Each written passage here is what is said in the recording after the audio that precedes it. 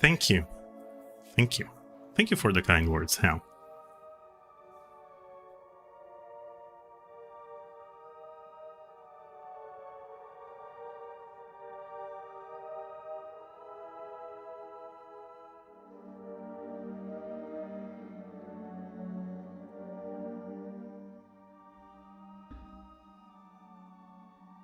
This is text play.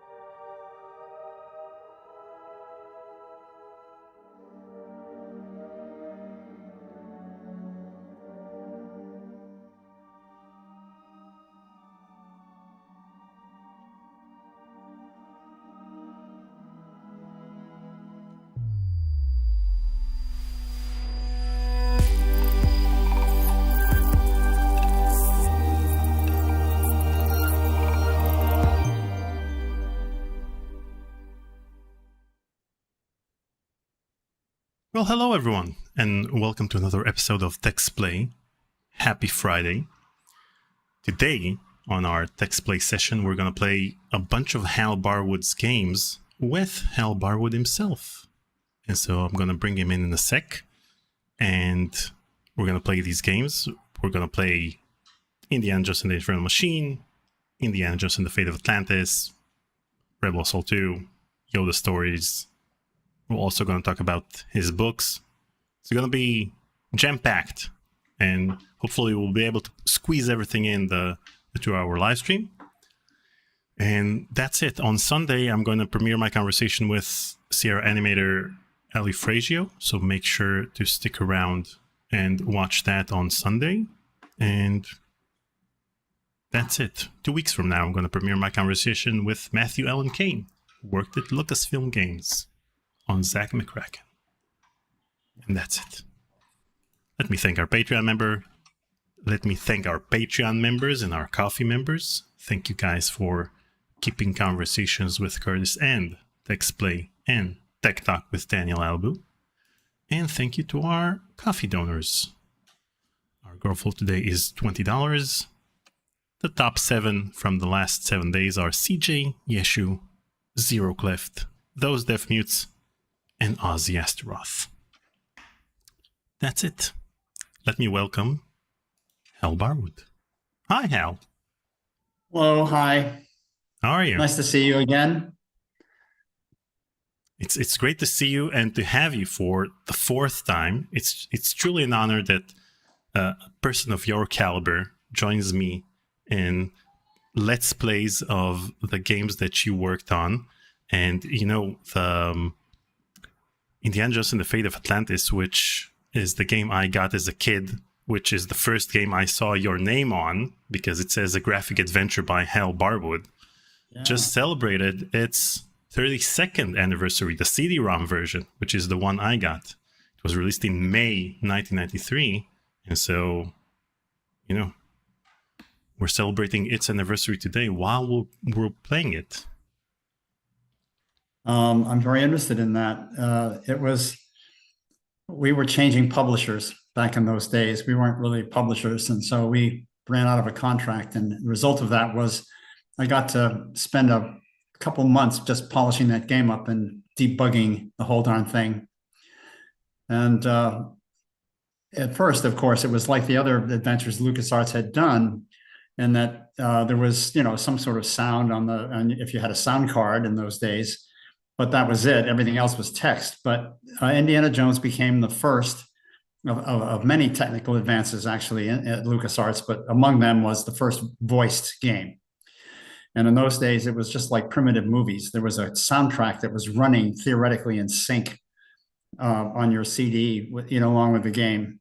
And this is before eventually the sound became digital and it was cued by items in the Scumm code. But that wasn't really the case with our game. We were ahead of the curve there, behind the curve, really. But as a result, Indiana Jones and the Fate of Atlantis became, I guess, the biggest selling adventure game that Lucas ever did. And it stayed on the shelves for a long time. And it was because of the conversion that happened. And it was a new experience for people to hear voices as well as see what people said.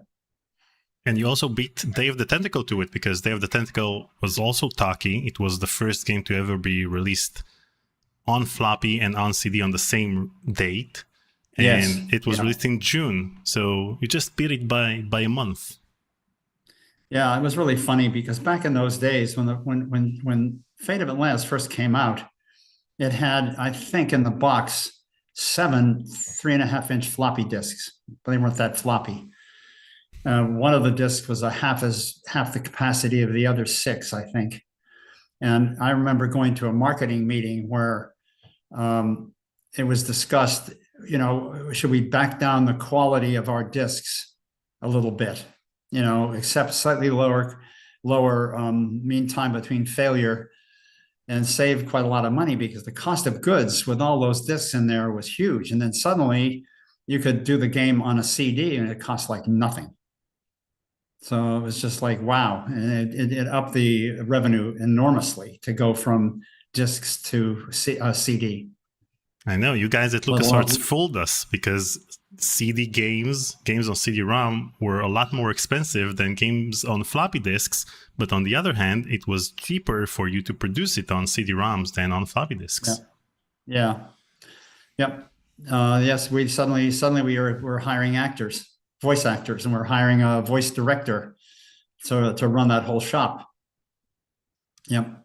But it was inevitable, and it saved the decline of classical adventure games with kind of really seriously difficult puzzles and so forth, the kind of thing that LucasArts did for a few years, before it all turned into the modern point and click, adventure games that are very beautiful to look at and very simple to play and have lots of little mini games that are all manufactured by fantastic artists in Częstochowa, Poland.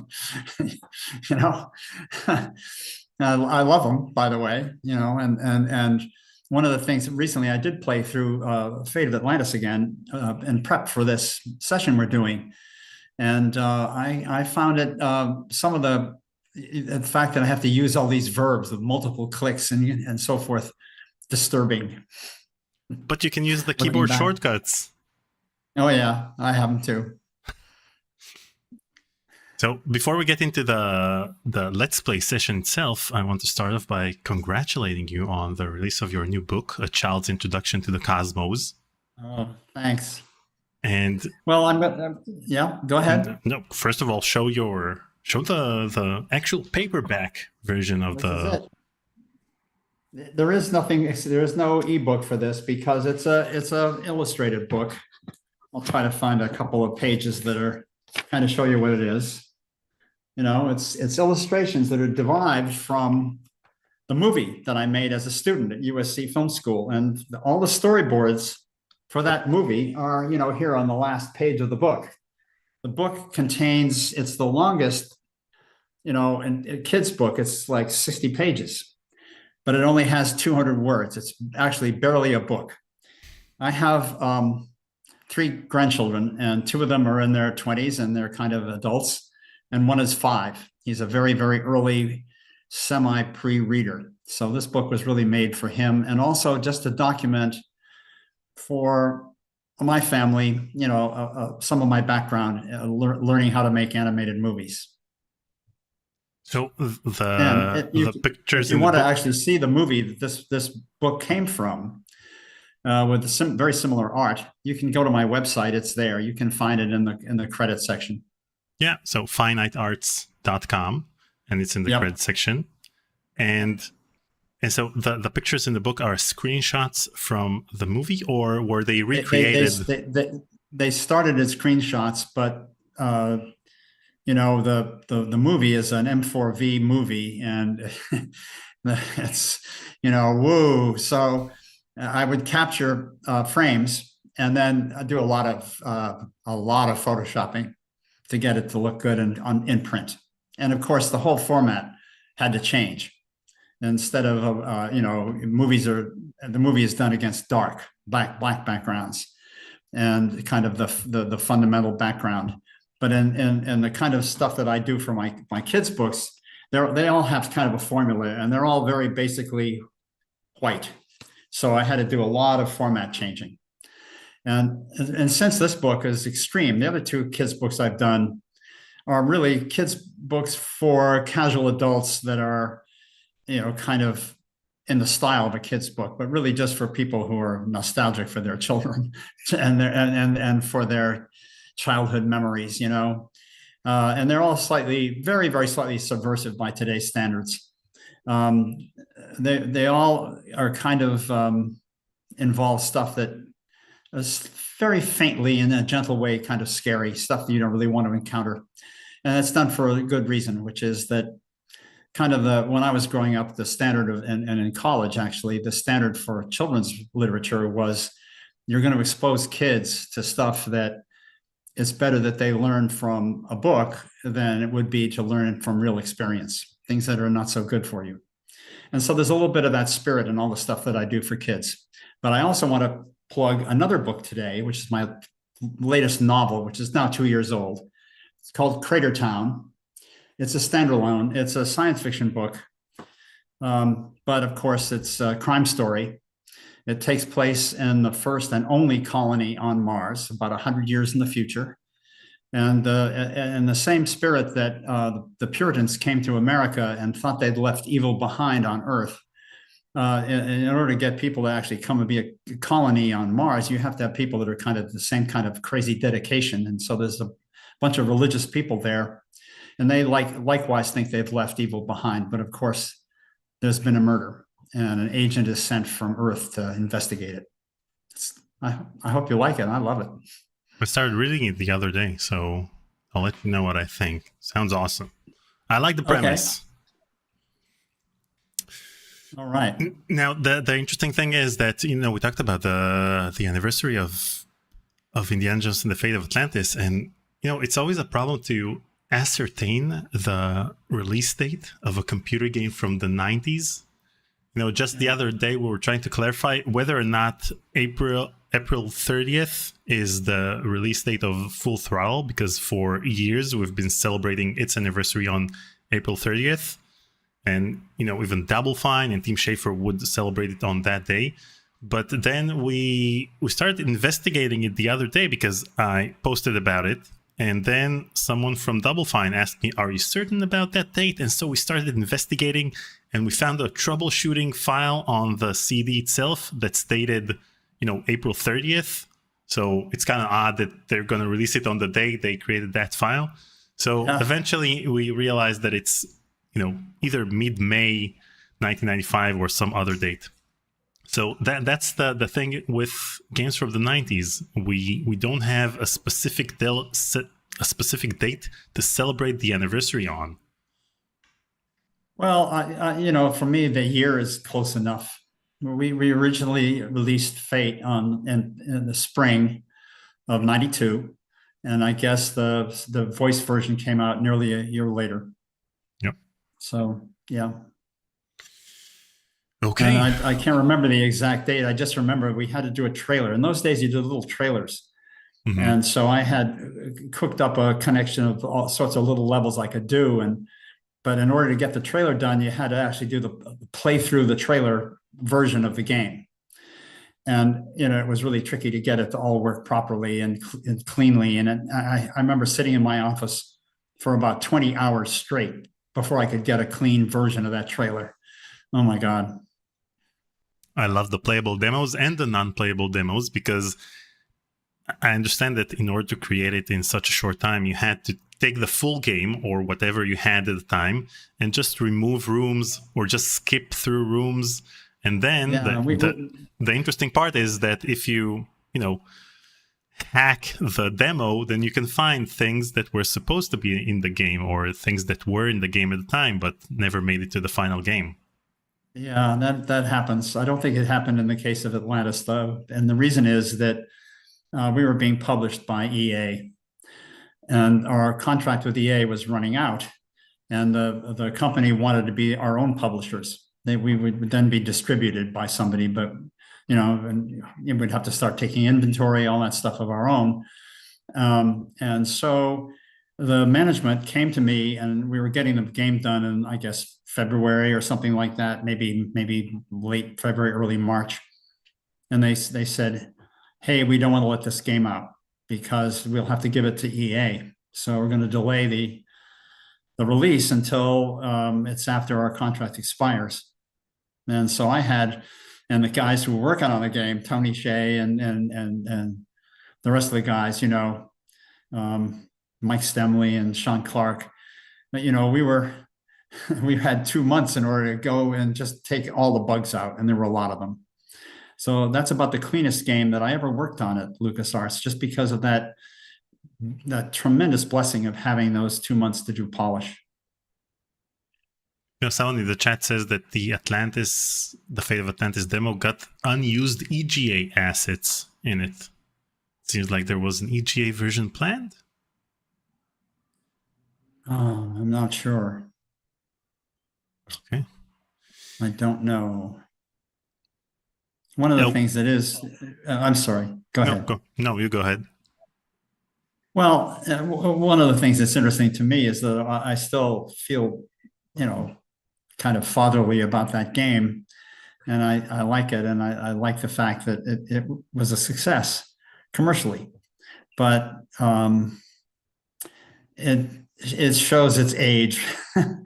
It's, we were the first game to go through LucasArts that had as many as 256 colors, and so that was pretty good. And we were also among the first games. Monkey Island was another one where we could do 3D movement of the characters. Eric and Ron figured out a way to do scaling, and so we took advantage. And we all wanted to take advantage of that. So we would do a lot of staging of rooms so that it would cause characters to move forward and backward. And so that part is pretty cool, but still we're doing deep paint art, and I'd love to. And several other games have been remastered. It would be so nice if someone would do that for us. I don't understand what you're talking about. Showing its age, this game is perfect as it was on the date it was released, and remastering it would just remove its original charm from it, as we saw with remasters of things like The Secret of Monkey Island. There are games that are perfect as they are, and Fate of Atlantis, which is still considered one of the best point-and-click adventure games ever, doesn't show its age. It shows its perfection throughout the years. So, Well, this is what I tell myself too. So, okay. Okay, let's move on to Infernal Machine, and we're going to play today. the Jeep track level. All right, sounds great.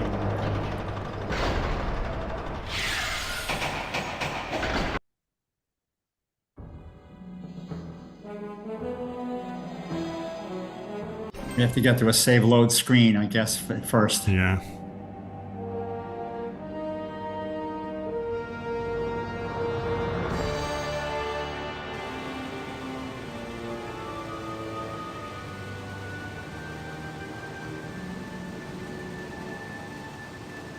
Time to go to work.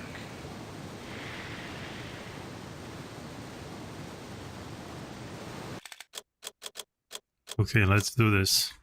Load game, Jeep track. So before the live You stream, want me to talk? Shall I talk a little bit about this? yeah, This is a level that we put together in like no time. One of my level designers, Don Silkey, took elements that we already had built pretty much. And maybe that tent might be the only thing we had to invent for this level. Everything else has another existence. And we built it because everybody loved to drive the Jeep in a different level in Meroway. And so we thought, you know, and I did a little set of bubble diagrams for this level, and Don just put it all together in no time from assets that we already had. And so basically all it is it's just basically bumper cars, you know, you're just running around and, you know, having fun. this is like GTA Indiana Jones. Yeah. Wow, here we go, down the middle. Whoa, too bad for you.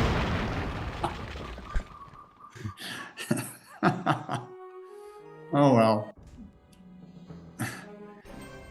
We've got all day. Hit the So middle. wait, in the last live stream, you said that it took a year of work to create each and every level. So when you fast, Not this one, but every other one. Yeah, it took about a year. All the geometry that you see is actually done by the level designers themselves. It was we weren't at the point yet where we were using really good 3D tools to, you know, put together levels with much more interesting geometry. And the LucasArts had never heard of the idea of like buying an engine, for example, and they'd never heard of the idea of having a concept artist, and we didn't really need them because this is the concept art. And whoa. I still need to kill those guys. Oh, all right.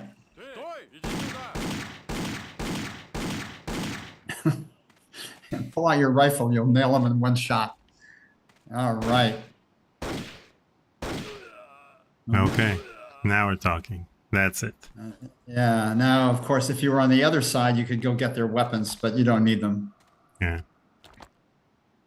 it's fine.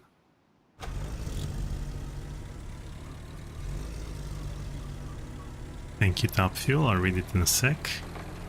Now, I remember that one of the big triumphs of development of the Jeep. Oh, that's it for that guy. Whoa. Was that Steve Scholl, was a really interesting coder who would sit in his office listening to rock and roll in his headphones at high volume so we could all hear them through his headphones walking into his office. And he's the guy who managed to make the wheels turn on the Jeep. Up until then, they were just, you know, static wheels.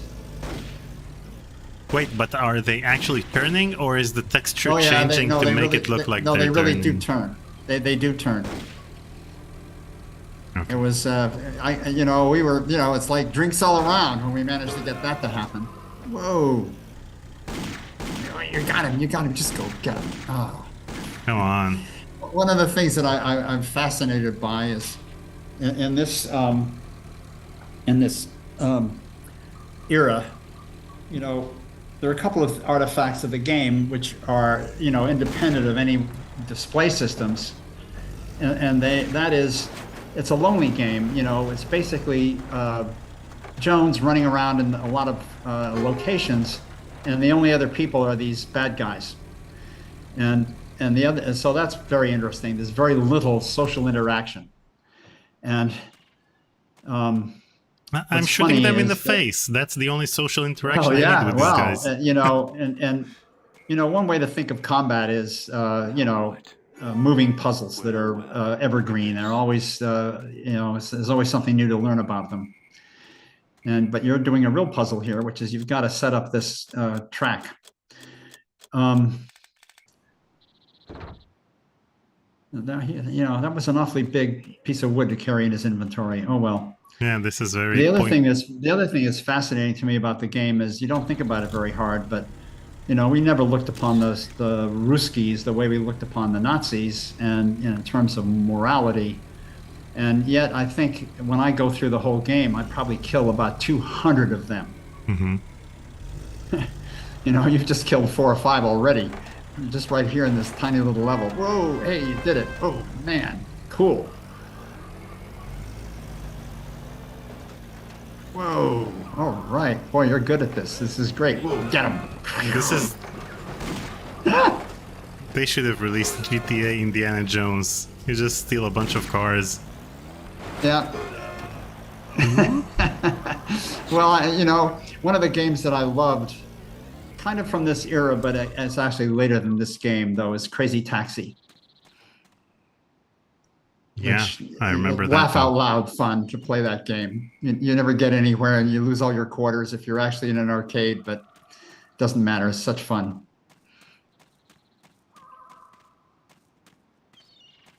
So before the live stream, we talked about the huge Indiana Jones and the Infernal Machine fan community that's working on various mods for the game.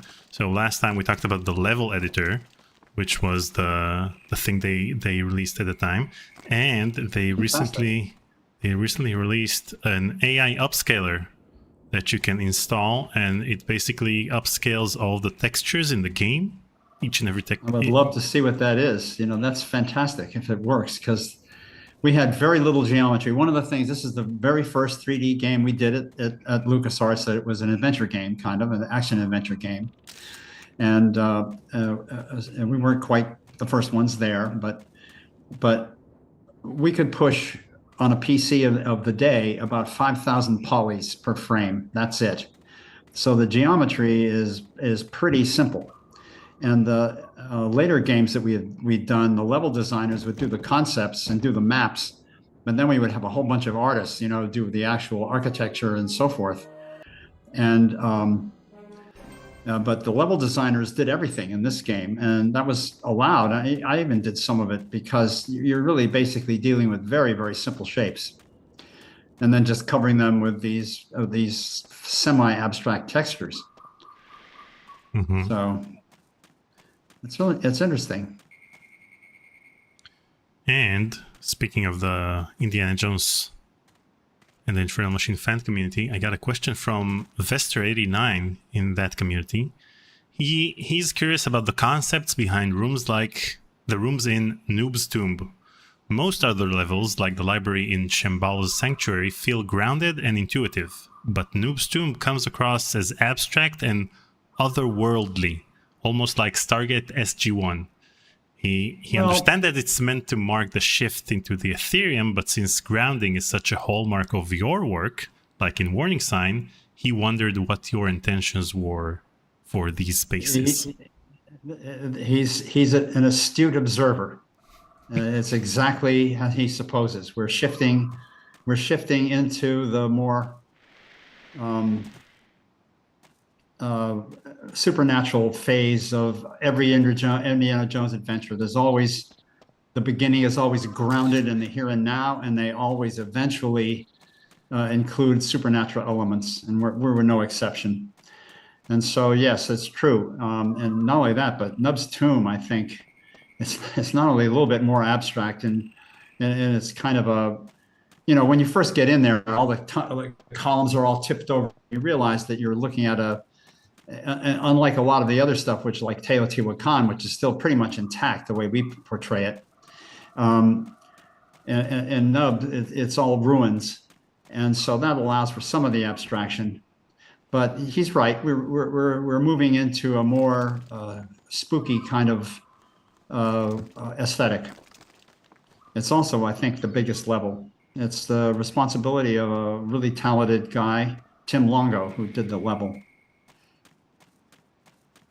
So what you're saying is that in the first 2/3 of every Indiana Jones movie or game, you need to be grounded, and then in the last part of the game/movie, all bets are off, and you can do whatever you want.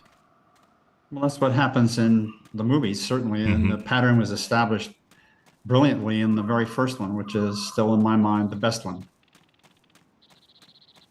At first, Indiana Jones is a professor in Barnett College, and by the end of the movie, ghosts are coming out of the Ark of the Covenant. What are you doing? Where's your Jeep? My Jeep's on the other side of the... Okay, let's go. Whoa! Well, you survived that. Yeah, all right. So that's the thing. That's one thing I learned back in the day. That if you do that backflip or front flip, then you don't get any damage from whatever height you're on. Ah, that's a screw. I'll be darned. I didn't know that. Yep. I thought it's just fun to do the flips. Yes, it's hard to see on my screen, but yes, you discovered the one place. And so we're getting a treasure. There is nominally, I think, 10 little treasures. If you're a completist, you can go find them all. And they're like, it's an action adventure game, but it's like a very, very minuscule version of what always is going on in an RPG, where you have all these crazy side quests. And so we wanted to do it. It's there for completists. I played through this, when we were building the game, of course, I played through it I don't know, 100 times, 200 times, something like that. I don't think I've ever played through the game in its entirety and gotten all the treasures in any one playthrough.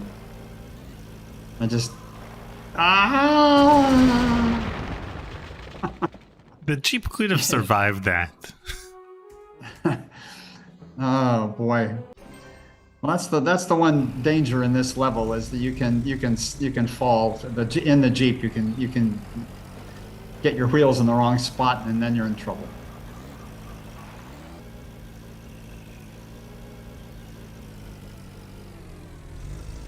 Wait, I lost my bearings. Yeah, it's very easy to do in this level. You need to go down that spiral, and then once you're down there, go somewhere else. Now you're back down in this cul-de-sac. Oh, okay, yeah. Okay, now. And eventually there's another way to go up. Instead of going up that ladder, all the guides tell you don't bother with the ladder because you're not going to get anywhere. Late in the level, you need to go up and to the top of where that is. Here we go. Stay there, hard to the left. Stay way up to the left. Okay, let's do this. And then just spiral the hell down there. Just keep gluing yourself on the wall.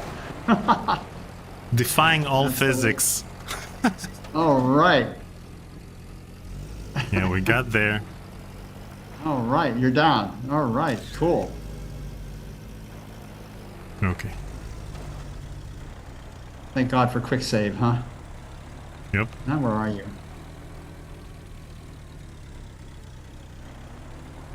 Oh yeah, you're up. Okay. This is tricky because there's a guy up there trying to throw hand grenades at you. Just get him. Or the heck with him. You can do either one.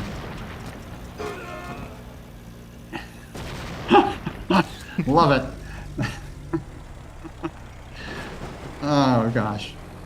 That's one of the great charms of the Jeep and Barroway as well, because you're basically hunting all the jackals, which is fun to do. Whoa!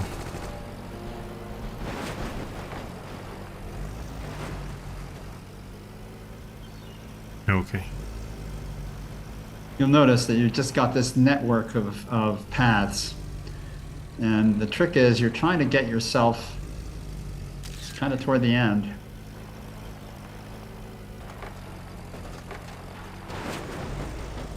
I have here before me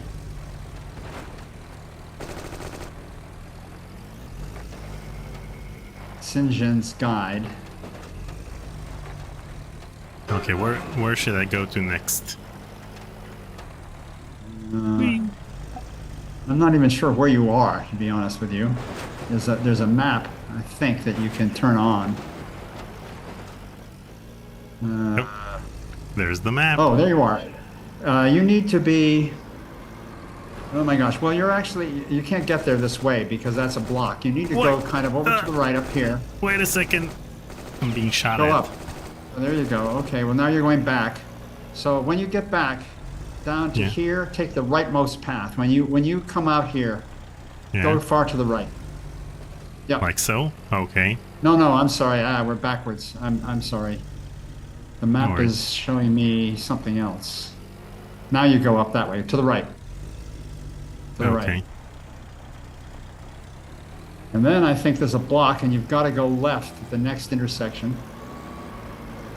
Oh, uh-oh. Damn. Wait a minute. Hey guys, do you know how to get to the end of the level? Yes, he does. Uh-oh. Quickly. You better heal yourself because you're going to be dead.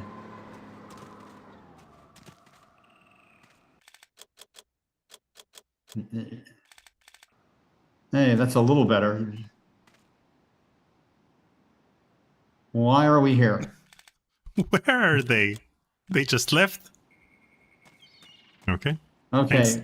Thanks guys. Now, I'm not sure what your screen looks like, but on my screen, you need to go to the extreme right. All right, no, go straight. Whoops, over here to the right. Yeah, okay. Yep, up there, this one. Yep, go up there. That's correct. And then when you get to the next intersection, there's going to be a block. Oh man. Oh God, there they are again. Right, don't lose your breath. Go now, go forward. Go forward. Oh crap. Wait, I need to kill them. The thing is, you don't have to kill them. In fact, you're going to be dead pretty quick. No. That's it for you. Oh no. Quick, heal yourself. Hit the escape key. Oh my God! There you go. Oh boy. Now I'll probably get there. Now you might be able to kill them now. I'm not sure you can ever kill. But that I have guy. to kill them because every time I They're try to not go even down there. that path. You let them go by. I've got to.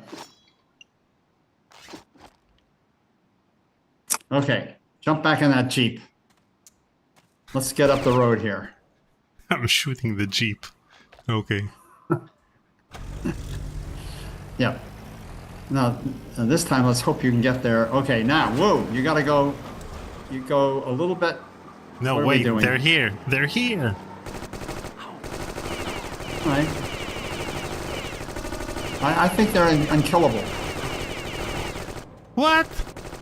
Yeah, I don't think you can kill them. And now they're killing you, though.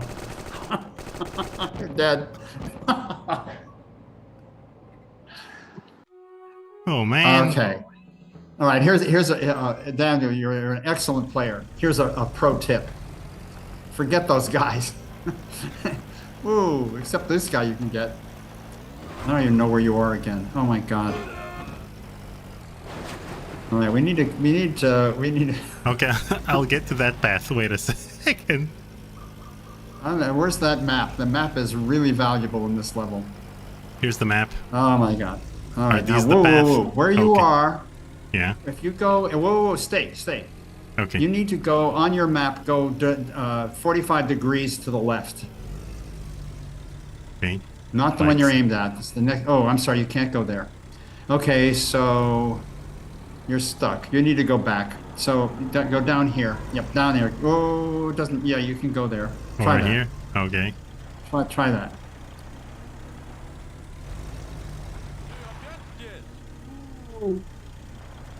And now, whoa.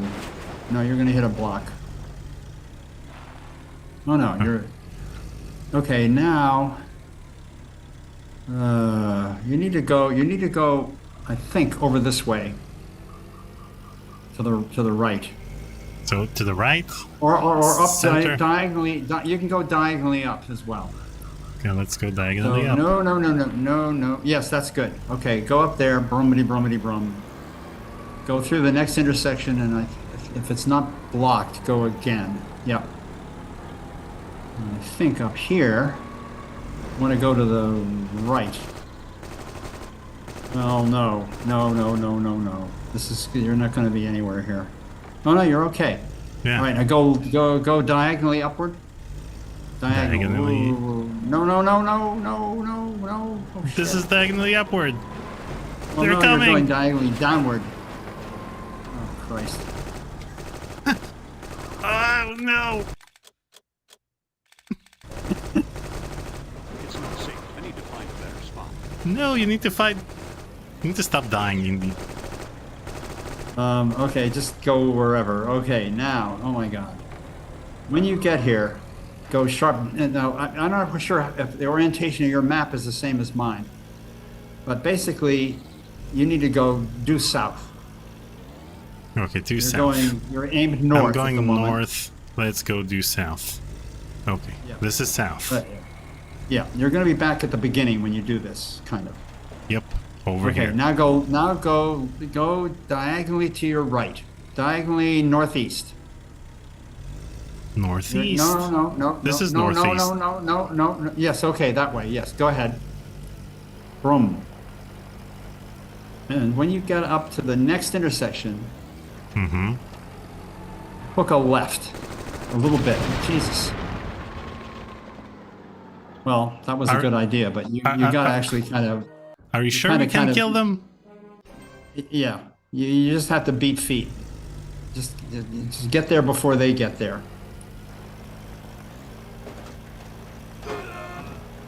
Okay, I don't even know where you are because the map disappeared again. Okay. You need to Let go me- south. Go due south. Wait, we were Yep, go down there. Yep, go down over there. here. And then pivot around and go up that right northeast version. Yep. And just go. Oh God, here they are again. Who All right, now, designed just this game? forget them, and just go up that hill. Right, great. When you get to the next spot, you want to go northwest, which is just right over here to the right there. Boom, up you go. Northwest. Boom. Okay, Now we're there. go extreme right. Go extreme to the right. Yep. No. Nope, you can't. I'm sorry. Go diagonally. I'm sorry. Okay. Northeast. I think you can. Okay now. Okay. Whoa, there they are again. Go. Yep, that's good.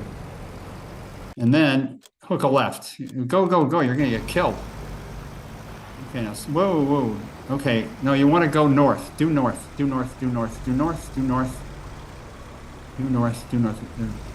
Right up there, left. Okay. Boom. Yes. Now we're getting somewhere. Another guy you can punt.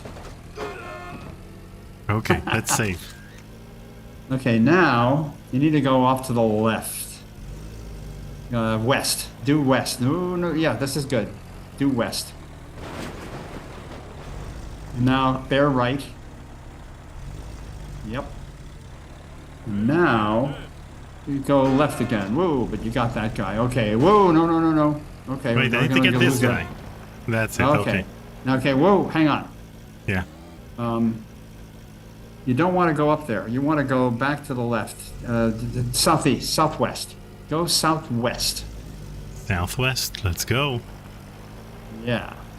Hal, you're And the then- best guide ever. And now go west. Go west, young man.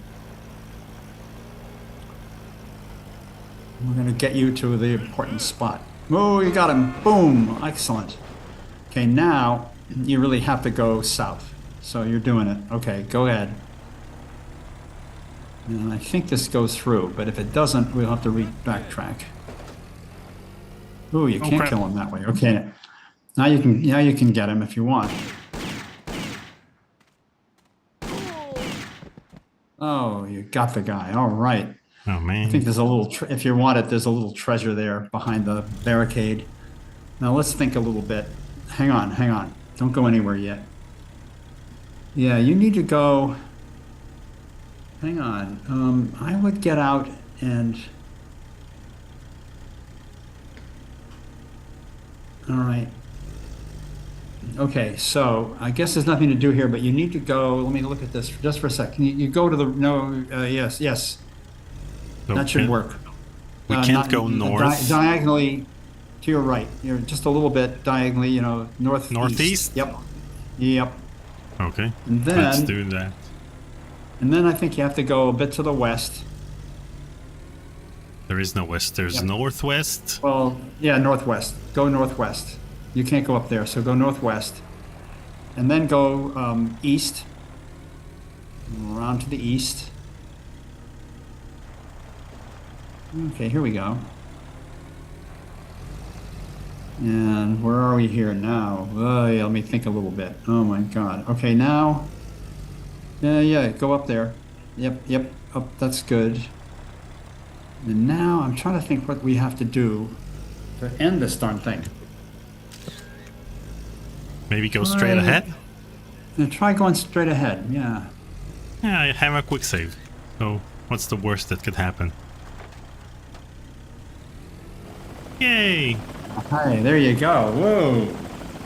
Well done, Hal. One of the better cutscenes we did. About time you showed up, Jones. I was almost worried. Yeah, me too. Listen, while you were hunting artifacts, I was eavesdropping on the Russians. They've given up here. So people in the chat say how cool this cutscene is. And it is. Especially, it's very cinematic, the fact that, Indy jumps out of his car. And you might just get a jump on our friends. They're traveling by boat. Well, we got to reuse one of our big assets, which was that helicopter from the very first level again, which was fun. And that whole level, which is just basically designed, it's a very short level. It's just designed to be very confusing. And so the whole point of that is to let people have some time to just scramble around in the Jeep and do what you did, which is punt all the poor Ruskies and try to avoid that truck, which I'm pretty sure is actually unkillable. I don't think you can ever target that guy. And I'm not sure that guy is really a character in the game in the same sense that I think even if you use your bazooka, I don't think he's really an actual character. I think he's just part of that truck. So you got to just stay out of his way. Anyway, that was fun. Yeah. Now the cover art for this game was done by Drew Struzan, right? Was this? I'm sorry, who? The Drew Struzan, who was the one in charge of the original Indiana Jones posters. Oh, there's an interesting story behind all this. The actual cover of the box and the posters that appeared, for example, in Germany, were designed by me. And I got an image. It turns out there's a lot of legal stuff about Harrison Ford and his imagery. As long as he's dressed like Jones, he belongs to LucasArts. If you're trying to use anything else, he belongs to Harrison. So we found an image of Harrison, dressed as Indy, and I fooled around with his feet to change the perspective a little bit, and then we put this silvery background in because we didn't think we could get anybody to do the poster. And then very, very late in the game, after the box has all been designed and so forth, we found out that instead of paying like $25,000 in those days for an actual Drew Struzan original, if all you wanted to do was let him keep the original and then use the mechanical reproduction of the art, it was $5,000. So everybody said, "Oh yeah, let's do it." But it was too late to put it on the cover, which I just love the fact that we have this wonderful piece of Struzan art. And I have it, of course, and framed in my condo over here. And also a big version of it, I've blown it up. It's a really good poster, and it's very nice to have. And I wish that, looking back, that we hadn't been so far through the production that the only thing left to do was to put some of the final details on the back of the box, some of the legal wording stuff that we needed. And so that was delayed, and that allowed us to apply the Struzan artwork to the back of our box. It's awesome. It's interesting that you can finalize the back cover so late into production, while the cover art itself has to be printed before. Yeah. How does it? Why not print them together, given the fact that you're creating the big box? I can't speak for the production system. One of the things that's very interesting to me is in that day, everything that you wanted to do, whether it was an ad in a magazine or whatever, had to have a 2-month deadline ahead. And yet over in England, there were a lot of publications that were game publications, and they had a deadline of about 3 days. And that's because I think in England, they would be printing all that stuff up in Luton or something, and in America, our stuff was being printed in Canada. So it was very weird. But eventually the N64 version got the Struzan cover art because it was created a year after. Art. Yeah. Yeah, great art, terrible game.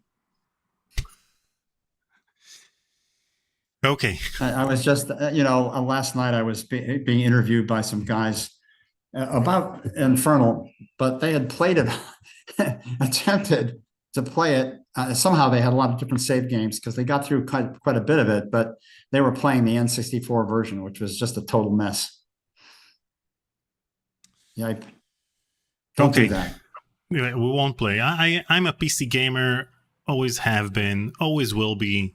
I enjoy PC games. That's why, when you told me about us playing RTX Red Rock, then that's the first time I even thought about installing a PlayStation 2 emulator on my computer. But then I realized that, Are there such emulators? Yeah.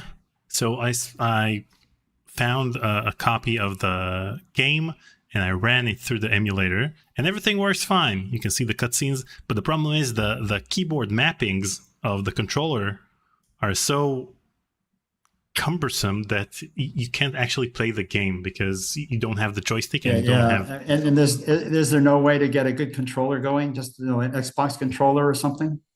I'll try to get one, and then in our next. I have 2 different controllers that both work. For example, on Fate, and I'm sorry, not Fate. Yeah, I think they actually work on. Well, maybe not in the Dream version, but I can. Infernal, I certainly have a controller that works, and a lot of my games I do. But I had no idea that there was a decent PS2 emulator. Yeah, I'll send it. Wow.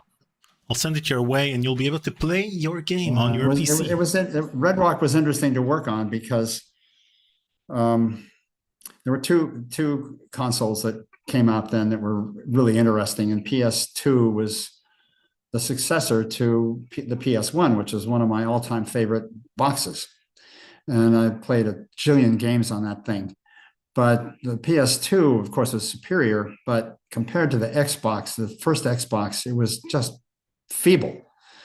And we were stuck. We didn't want, for some reason, we weren't going to do an Xbox version of the game. And to be honest, the PS2 had a certain cultural demographic, and Xbox had a different one. Xbox was PS2 was the Beatles, and Xbox was Rolling Stones. And so it was a game like Red Rock wasn't really meant for the Xbox, although I wish it were, because the Xbox, we looked at our stuff on an Xbox while we were developing, and my God, we would get 20 frames per second maybe on some of the difficult chunks of Red Rock, and you'd get 160 frames on an Xbox. Well, it was just like, oh my God. So we had a different term for the PS2. It was the piece of shit 2. Oh my God. So there was that. I still have my PS2. It's survived all these years with many, many games going through it. It's a good piece of hardware in terms of its durability. And when I turn on Red Rock, I still get, in the big Central Park area with all its trees and its lake and all that stuff, you get 15, 20 frames. Woof. Did they give you one for free when you worked on the game? No, it's even more interesting than that. There was a period of time, it was brief, where LucasArts was doing very well financially. And when the PS2 came out, every employee at LucasArts got a free PS2. Wow. That's where I got mine. It still runs. Was it a Christmas present or just, a Yeah, typical Tuesday? yeah, it came out at the holidays. We all lined up down at the fulfillment warehouse, and they handed us PS2s. It was great. Back in the days when LucasArts made money. Yep. So that was fun. Okay, now we move on to Rebel Assault 2. Oh, all right. On Wow. which you were the director of live photography. Let's watch the intro. I was the only person in the company who knew anything about movie making because I'd spent 20 odd years doing it. And, and of course, that's my background in school and all as well. And so we shot video for Rebel Assault 2 because there was that brief moment in life, if you remember how brief it was, when there was something called multimedia. And Vince Lee, who was a wonderfully talented programmer and a designer, Vince had developed a codec which would allow us to play video on the computer. It was part of the engine. He developed it, one of the very first codecs. And so we thought, okay, and we were emulating kind of the arcade game of Area 51. It's the same mechanic. You're on a static level and you're shooting from a certain position, bang, bang, bang, and then you clear that level and you jump into the next one. But we also, it's Star Wars, so we wanted to be able to do, some slick Star Warsy stuff that would look real because, hey, it's multimedia. And so we did, and I got elected to be the director. We found a little soundstage not very far from our offices in Marin. It was an area where they had like a little set where they could have guys do sports shows and they could do cooking shows and stuff like that. And they had a pretty big soundstage that they could use, and we rigged it with blue screen. And this was the first live action Star Wars footage that was filmed since Return of the Jedi. And so you had to go into the the Lucasfilm archives to get the props. We did. We were privileged to go into the costume archive and grab all this stuff. There was all the real stuff from the productions. That was great. So Darth Vader is wearing Darth Vader's costume, and the stormtroopers are wearing their uniforms. And there's a sort of a funny story about that, I guess. And the officers have got their evil Nazi-esque Empire uniforms on. Wonderful. Okay, let's watch the intro. Sure.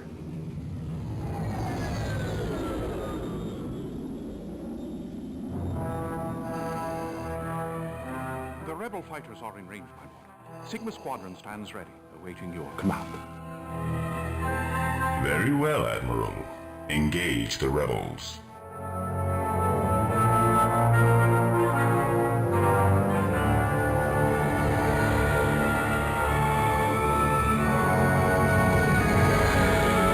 Nothing on my scanners, Commander. Copy that. Jen to patrol? Doesn't seem to be anything out here. I think this sector's secure. Let's take one more pass and get back to base. I hear you. And let's make it quick. I don't want to stay out here a second longer than necessary. What's the matter, Till? Don't tell me a hotshot pilot like you's afraid of the Dryden Triangle. No. I'm not saying I believe in ghost ships or anything, but... You've got to admit there's been a lot of unexplained happenings in these parts for the last 40 years since the Battle of Dryden. I mean, how can so many... I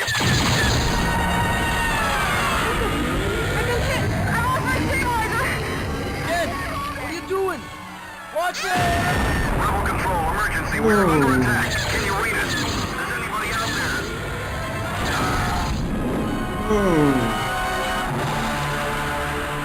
Explosions in space.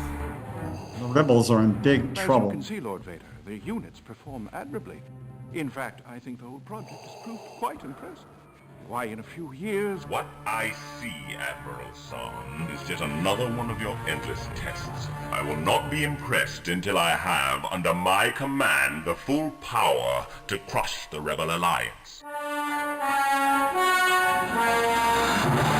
Oh, Darth. So you were the first person to direct Darth Vader in live-action Star Wars in years. Were you Yes. fanboying it when you were doing it, or were you focused on the task at hand? You know, no, it was just, you know, the truth is it was a job of work. You know, I'm glad we did it pretty well, I think, you know. It was fun. Of course, we don't have the real voice of Darth Vader, and that was too expensive. So, you know. Well, if you would have done it now, you can get it for free. Actually, not for free. Now, I think James Earl Jones allowed Disney to use his voice likeness in AI-generated content. So now you can just... He might have done that, but I'll tell you a story that my friend and former writing partner, Matthew Robbins, was eventually had a career doing commercials. And one of the commercials he did included Darth Vader, and I've forgotten the commercial itself. And I think in that commercial, the Darth Vader figure, and probably also wearing the very same costume, different guy. We had one really big fellow in our company who could, you know, be the Darth Vader guy. So we dressed him up, and he kind of had the right size and all, and physical bulk, the way he moved kind of worked. But in that commercial, Darth Vader says one word: impressive. Mm-hmm. For which he was paid $25,000. So, you know, we didn't pay the real voice, James Earl Jones and his wonderful voice. You know, we didn't pay that. We couldn't afford to do anything. Why not? It was LucasArts. Wasn't George excited to see? No, in those days, if you did the press spreadsheet and figured out your costs and what you could make, you know, you just weren't going to be able to get out of the hole. So we could never afford to have Harrison Ford be Indiana Jones in our games. There were two different guys that did it. My preference was a fellow named Doug Lee, who did a wonderful Jones, but it's not Harrison. But after about 2 or 3 minutes, you forget that, and you just think, hey, he's fine. And since Darth Vader is a kind of a peripheral character in this game, it didn't really matter that it isn't James Earl Jones, I don't think. But we couldn't do it. Nowadays, you know, I just read that GTA 6 has been delayed for almost a year. Mm-hmm. But the newspapers who wrote this story mentioned that the series as a whole has now taken in $8 billion. There's no movie on Earth that's ever done that. Well, maybe over the years, Star Wars and some of the other really big ones have done it, but you know, it's pretty rare. And so that's really interesting. Nowadays, if you're a big time video game company, you can afford to do whatever the heck you want. But at the same time I'm reading that, I'm also reading how endless layoffs are happening around the video game business. It's really a tough time. It's been tough for a year at least. It's going to be even tougher as the next few years go on, I think, as we shrink. True. Now I want to show you a few photos from the production of Rebel Assault. There's you, and that's me. Vince Lee on the left over there. Yeah, Vince is just barely in the picture on the left. Yep. Yeah. When I interviewed him, we watched the ending of the game, and he was right there, had a cameo appearance in the game. Yeah, cool. This is Vince's game. I'm just a hired guy. Here you are over here in the blue screen studio. Was it Yep.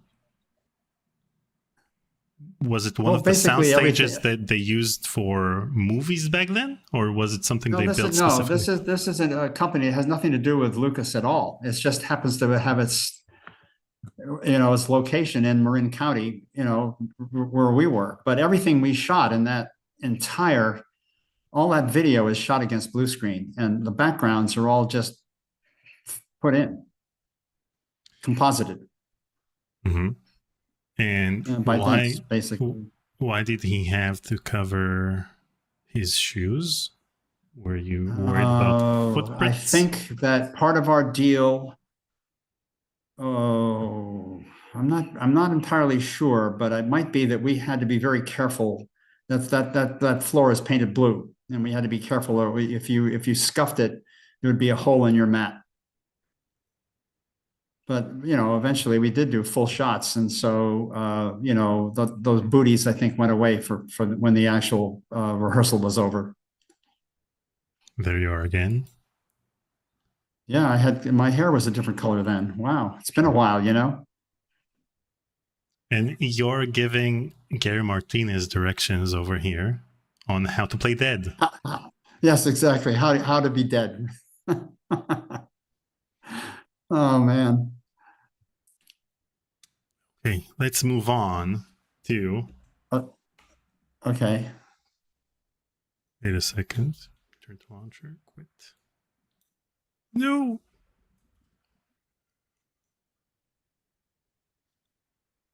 Our next game is Indiana Jones and the Fate of Atlantis. Before we go away from Rebel, I want to just mention one weird directorial thing that had to happen. There's a shot in the game where small stormtroopers are running across, covering quite a bit of distance. And I guess they run up into a ramp getting into a ship. Mm-hmm. Well, we had walls, and you could see from those stills you just showed, the studio wasn't very big. And the big problem was those costumes, they're movie costumes. They're not the kind of thing you can buy at the, exit through the shop, gift shop kind of thing, at Disneyland. And those actors who are in those stormtrooper uniforms, this is in the movies, you almost can't see out of them. And I had to have these guys run across and then stop at the right moment. And they were terrified to move in those suits because they could hardly see anything. Okay, so we did a couple takes, and they're running across the stage. And then when they would get near where they were supposed to go and get up in the other ship, which was composited, in the background, we could see it on our screens, our video screens, they would slow down and it would look awful.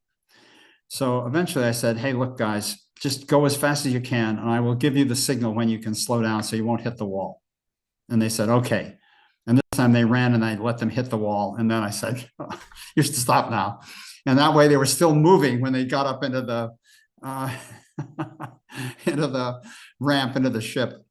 Well, stormtroopers tend to bump their heads into things. Even in the original movie, you have a stormtrooper. Well, it's because those you got to realize that costumes that are made for a movie, aren't designed to last forever. They're, it's not like a product that you would sell or equip a real army with. Well, So anyway, there's that.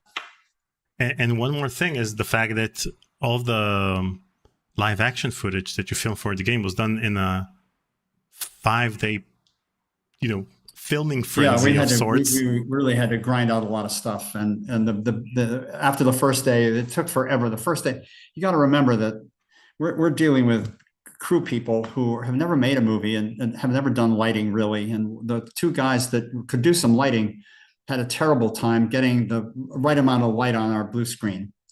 And so the first day was, we were behind the 8-ball right away. And so after that, we just had to play catch up. And there was always some fooling around on the set because we had to we had the ability to look at our backgrounds that were going to eventually hold these shots. And the backgrounds were static, and they had a certain perspective. And so what we would do with the zoom lens on our camera and the height of the camera, we would screw around and we would just look at the video. We'd have people walk around in the set until we could, get the right field of view with our zooms. and the right height of the camera in order to get the perspective to match. We did the perspective to match just by, trial and error. It was a very efficient way to pull everything together because we didn't have to measure things. We didn't have to have motion control. We just had to, fool around and get the shot ready. So that was the only thing that really stopped the shots. And there's very little stuff in there that's actual acting. There's some, but not very much. So it was a lot of fun to do. And of course, we really did have craft services on set, so we could go over and get snacks. And so between shots, we went over there one day and found out that our boss had quit. Wow. In that 5-day period. Yeah, oh yeah. Yeah. Well, the reason he quit is that it's really interesting. He was hired to run the company in order to be able to sell the company. And he thought that's what was going to happen. And then George changed his mind and he said, well, I'm out of here. So he was probably urged to the exit as well. And, I think there's 40 minutes or so of footage filmed for the game. And that took... Could be. And the thing is, it's not like every shot required just one take. I mean, there's tons of bloopers in the Easter eggs. So how you guys filmed for 12 hours a day? In Hollywood, that would be a standard work regime. The unions all agree it's 12 hours. So you come to work on a set in LA and it's 7 a.m. and you quit at 7 p.m. unless you want to go into time and a half. And if it's after the first time and a half session, it's double time, golden time. So you have to be very careful. I'm not sure how long we were shooting. I don't think it was 12 hours, but it might have been. We just knocked off stuff at a very rapid pace, knowing ultimately that it was going to take place on monitors in front of people playing a game at pretty low res, so you could see in that shot when the interior of the cabins in the X-Wing fight, when they all get killed, you can see, it looks like there's a lot of detail, but it's actually pretty low res. And so we weren't too terribly worried about some of the quality issues you'd pay very strict attention to if you were doing a TV show or a movie. Okay. Let's move on to Indiana Jones and the Fate of Atlantis. Okay. An adventure game. Since you're always you're always so well prepared for these conversations, you're also the one who sent me all the save games for Indiana Jones and the Infernal Machine and for this game. You actually played these games before the live stream in preparation for the live stream, and you sent me these save games, so thank you for being my most well-prepared guest ever. Oh, thank you. I played Infernal every now and then quite a lot, and some of the save games I sent you for that are actually, they've been around for quite a while. But in the case of, I wanted to go to a sequence here where we're going to do camel racing, because it's it's kind of innovative part of the adventure game that I did. And so in order to get to the save games without having to grind through the entire thing, I had to go start at the beginning, because the save games that I've had in the past were for an earlier version of the game that don't work in this wonderful Dream emulator. So I actually had to play through to get these save games. And it was fun to do because it gave me a feeling for a game that I haven't really looked at for a long time. By the way, do you know about the F Sierra animation at the end of the game? I don't know. No. Okay, so the animators, probably they wanted to insult Sierra's animators or insult Sierra in general. So the demon is mouthing... Look at it? Yeah. The demon is mouthing F Sierra. Prepare to feel my wrath. Terrible voice for that guy. Oh, well.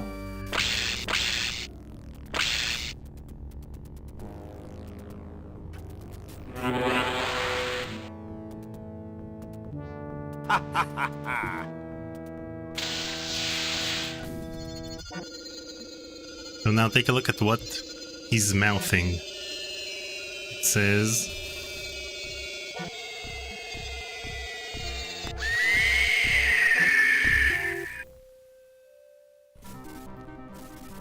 Well, it might be that this, in my mind, the people who did that might have been inspired by Ron Gilbert, a friend, wonderful game designer, kind of the heart and soul of adventure games at LucasArts. And we, in those days, the world was different, and we looked upon LucasArts as being, a serious game company right up there with Sierra, who was we thought of as a rival. And so it might be that's what's going on there. I don't know. I remember Mike Stemley telling me about this animation. Never knew before. And why are you saying up there with Sierra? Over here, it seemed like LucasArts was the bigger and better company. Well, I thought so too, and I think eventually we were. But Sierra got there first. They were the first ones to do graphic adventures. And, I have friends that worked there, so Christy Marks especially, and there are others as well. So there were a lot of good people working there, and they were doing these games that were very popular. And so we kind of had to make our own way for a while. And eventually I think we caught up and went past them because we had kind of a different philosophy about how things should work. Sierra had this philosophy where if you made a mistake, you got killed, and we didn't like to do that. In fact, when it came to Fate of Atlantis, I had to kind of lobby for the people that held the cultural jewels, Ron and Noah and David Fox, and tell them, look, Indiana Jones is a different kind of guy from the games you've been doing, and he's always in jeopardy. And if we're going to have people play him and they make a mistake, there are circumstances when we're going to have to kill Jones. And they were aghast at this because they hadn't let this happen in their game, Last Crusade. But we found a way to do it, which felt good. And, you get to reload, and it only happens now and then, and you get plenty of warning in the game. They made me do that. They made me say, okay, well, if you're going to do it, you've got to prepare people for suddenly they're in a moment when they could get killed. And it won't be safe. So we did all those things. But you can die in their game. They killed Indy. You can die in The Last Crusade. Well, did they? Yeah. I never got killed, so maybe that could happen, but I don't remember it. Anyway, they were very unhappy, but they agreed to let me do it. So okay, I did. Okay, now we're playing the Wits path. Okay, yes, we are. We need to go to Algiers. Now, I don't know how much of this you want to actually do, because what we really need to do is go to a back alley and find out. Yeah, down that back alley. All right. And we've got to try to go find out where Al-Jabbar lives. And this is something that Mike and Sean and Tony and I decided we wanted to do. Are you Omar? You mean Mr. Al-Jabbar? That is an also good one, Effendi. I'm his trusted servant, Paul Abdul.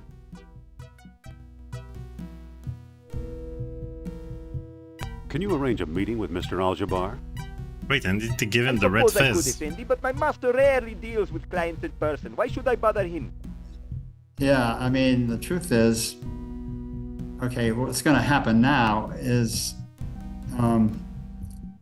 when he finally goes away, we're going to wind up in a kind of an innovation.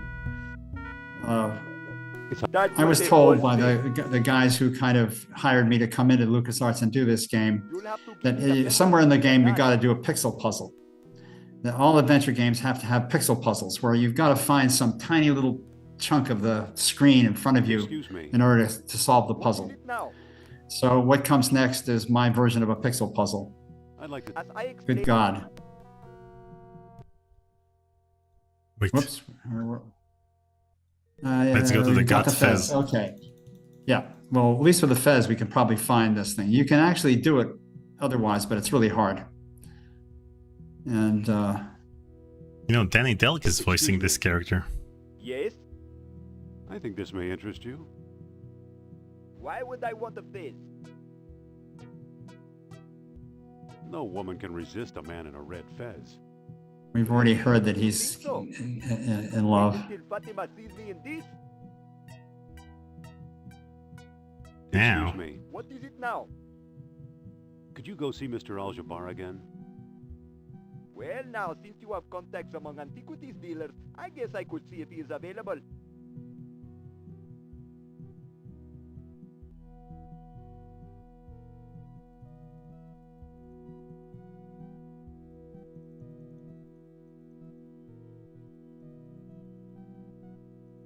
But you can do it even without the red fizz. Oh my God.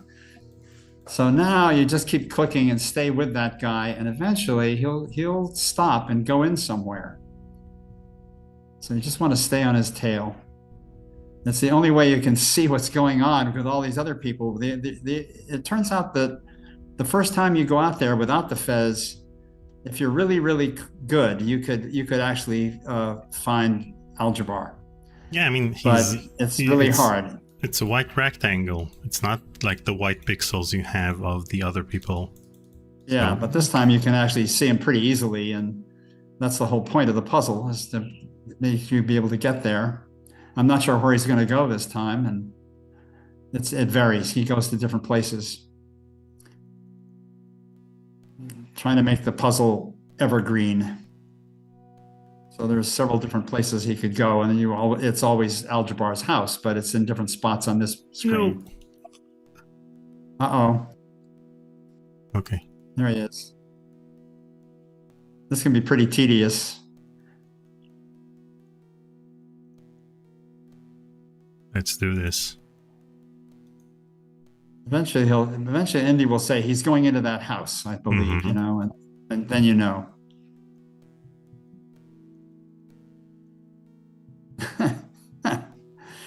Oh my God, we did quite a few of things like this. There's a big taxi thing as well. Oh my Lord.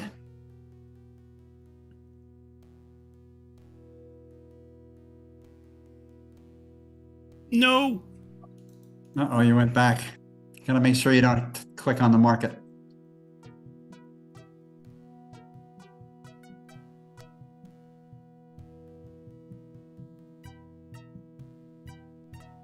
If you don't click, you'll be okay.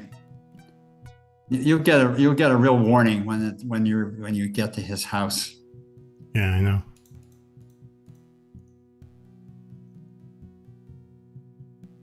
No, not market. He's definitely not going to go to the market. The last time I did it, he winds up here in the kind of upper left somewhere, but we'll see what he does. Yeah, and he stops for a sec before he enters the house. Come on, yeah, come on. And anyway, you'll get a dialogue line as well. He's going into that house, whatever, or something like that.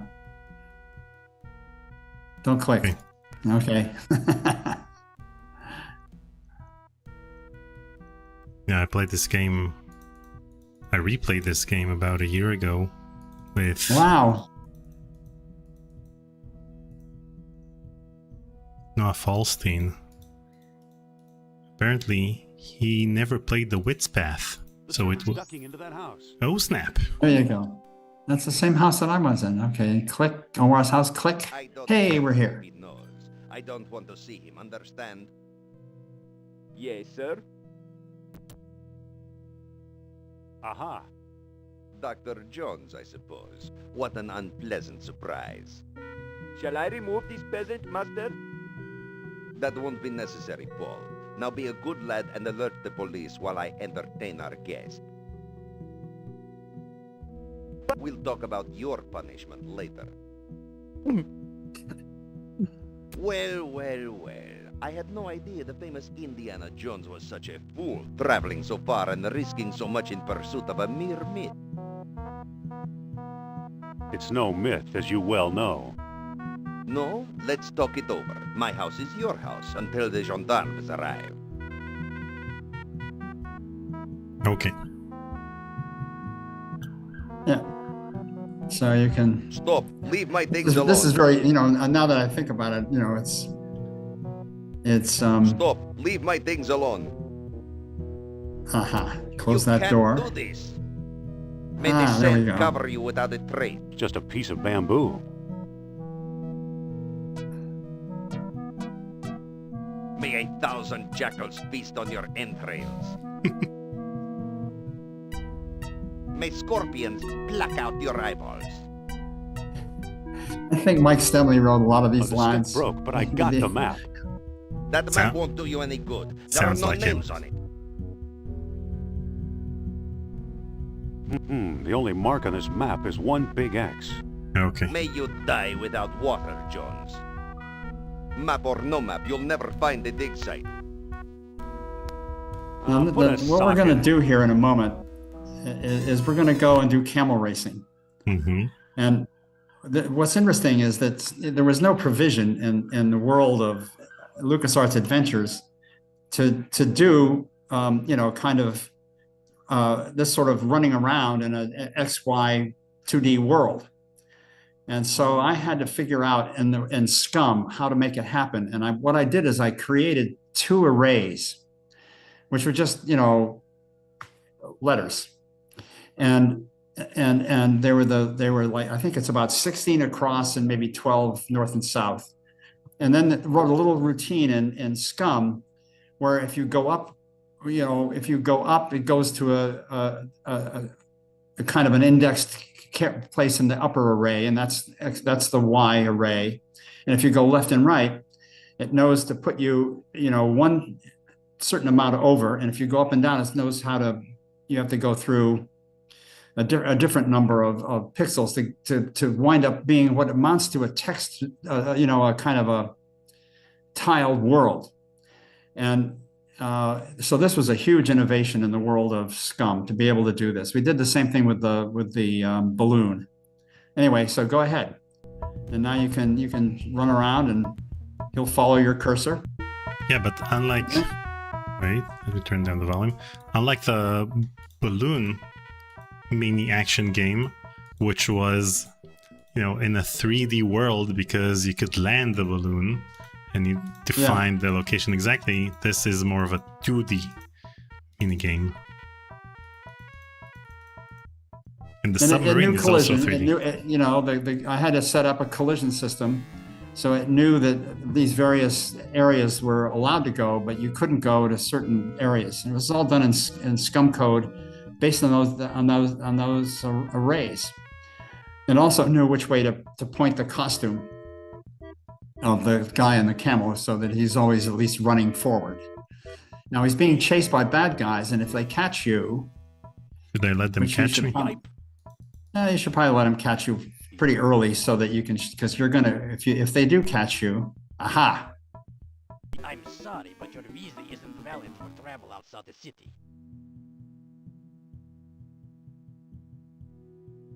How dare you stop me? I'm a duly sworn officer of the Foreign Legion, and I stop anyone I please. You're right, I forgot to apply for a visa. Then I won't shoot you this time. Now get back to the city. All it does is you have to start again from the city. What you're trying to do is you're trying to find one of these little encampments. And I can see one down there, yeah. And you're trying to get, oops, they got you again. I'm sorry. Okay, I'm going back. That you are. So this is the punishment for screwing up. And it gives a little bit of an action flavor to the game to have them try to get you. But if you just keep going, they can't catch you. And, you're headed for that encampment, and you'll get some knowledge about where the heck the dig site you're looking for is. What do you make of this map? This X is to the south. And to the east. Thanks for the information. The south and to the east. This is just like you guiding me through Indiana Jones and the Infernal Machine. A little bit. To the south. And? To the east. Hey, yipe. Ooh. Yipe.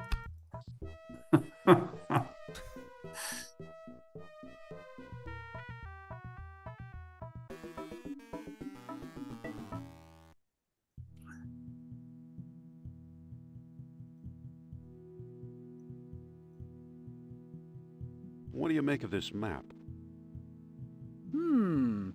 You are very close to the site.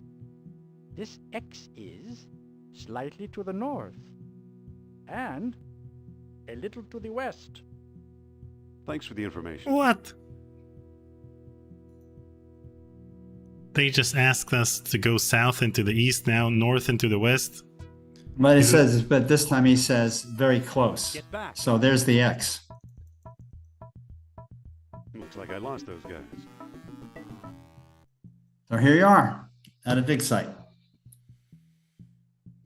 I love this action What game. I found, an abandoned... And the balloon action game is even better with you trying to land. If you, at different altitudes, the wind goes from different directions. You learn that, so you go up and down in order to go left and right, and up and north and south. I like both of those things, and I realize now that I look back and having played, I don't know, dozens of those modern point-and-click adventures, which all have very sort of abstract mini games, that I was anxious to have a relief from the usual puzzle solving, and that's why I did some of the stuff in this game that I did, the camel racing and the balloon and the sub, in order to kind of have a sense of parallel action almost. You know, the kind of here we're getting bored with this form of the narrative. Let's do something which is slightly different to revive our spirits, you know. And now we're back to classic adventure game stuff. So you don't like standard point-and-click adventure game puzzles? I do, sure. Inventory puzzles or... Yeah, I do. I like all that stuff. I'm not especially knocked out by the all the verbs you have to use. You know, I noticed that, for example, if you've got a mouse and you're right-clicking, it'll pick the default thing that you should use. And I'm not sure quite why I made it so tough to get from this truck to that ladder where you need to go. But I think it's partly because we wanted to exploit, you know, the scaling we could do with characters. So we made him walk around the whole damn place. You wanted to showcase the new capabilities of the Scumm engine. Yeah, and the other thing that's interesting is that this is a kind of a social anecdote. At this point, Ron was now working on Monkey Island 2. And they had developed a kind of an interface that they wanted to use for the controls down at the bottom of the screen. And they weren't going to tell us about it. And his new girlfriend was actually the producer for a while of this game, Shelley Day. And so I got wind of this, and we had to go and kind of go to the mat to be allowed to have it, because Ron really just wanted to keep it for his new game, and it would be kind of an ornament of his game. But we went crazy enough, so they let us do it as well.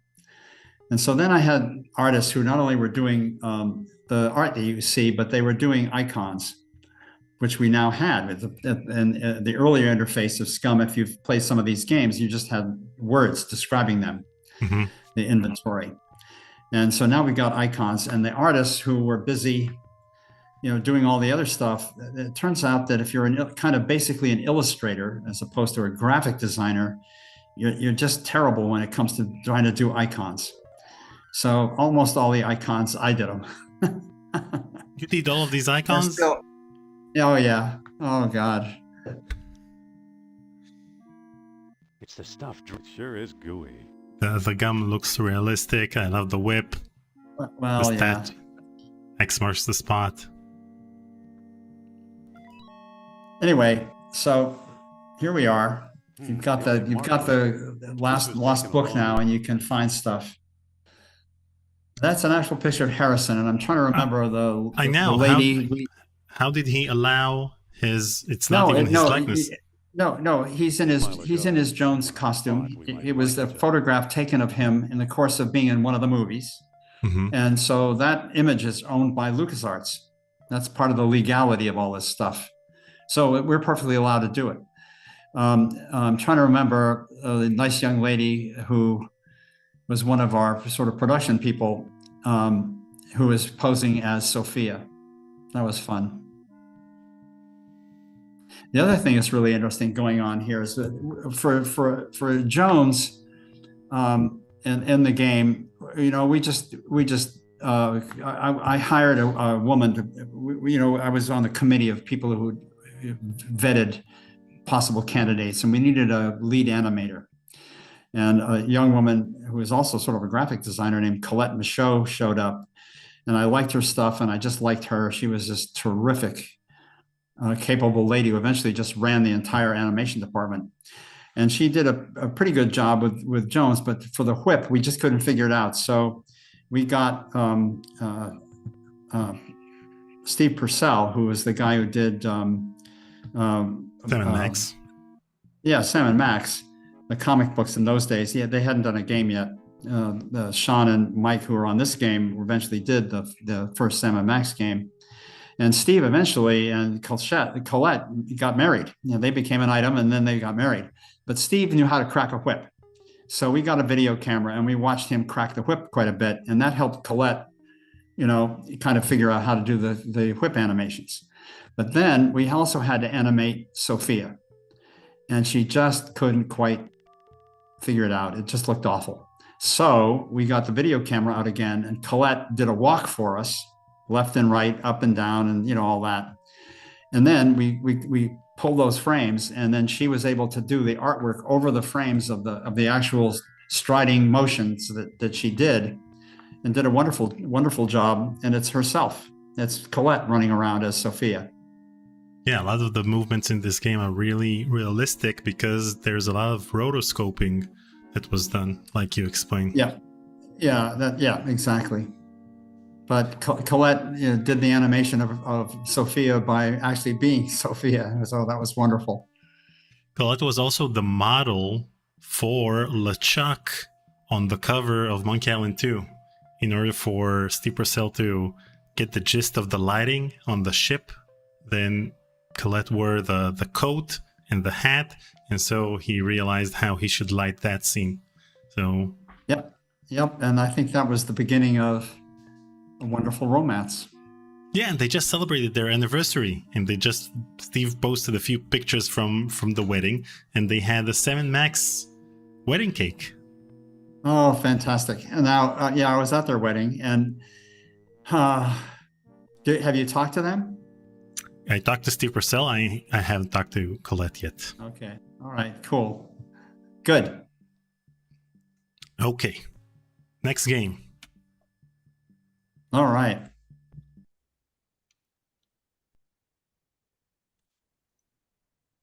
Yoda Stories. Yoda Stories. Okay. Wow. Well, should I say something about this? Yeah. That's why you're here. Now, you're looking at at this little window. This was this game came out in '97 at the 20th anniversary of the original Star Wars. It was part of we did kind of a multimedia package. And here we go. So every time you do this, there are 15 scenarios, and every time you start the game, you go and talk to Yoda. He can appear in various parts of Dagobah, and he will give you kind of a little backstory. We have to worry about a hidden rebel base here, so you can see what's going on. You must warn the rebels. We got to go warn the rebels. So then he says, "Oh, I can give you this."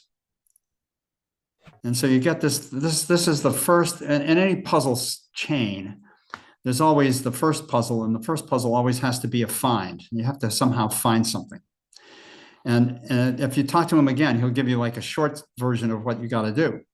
Yeah.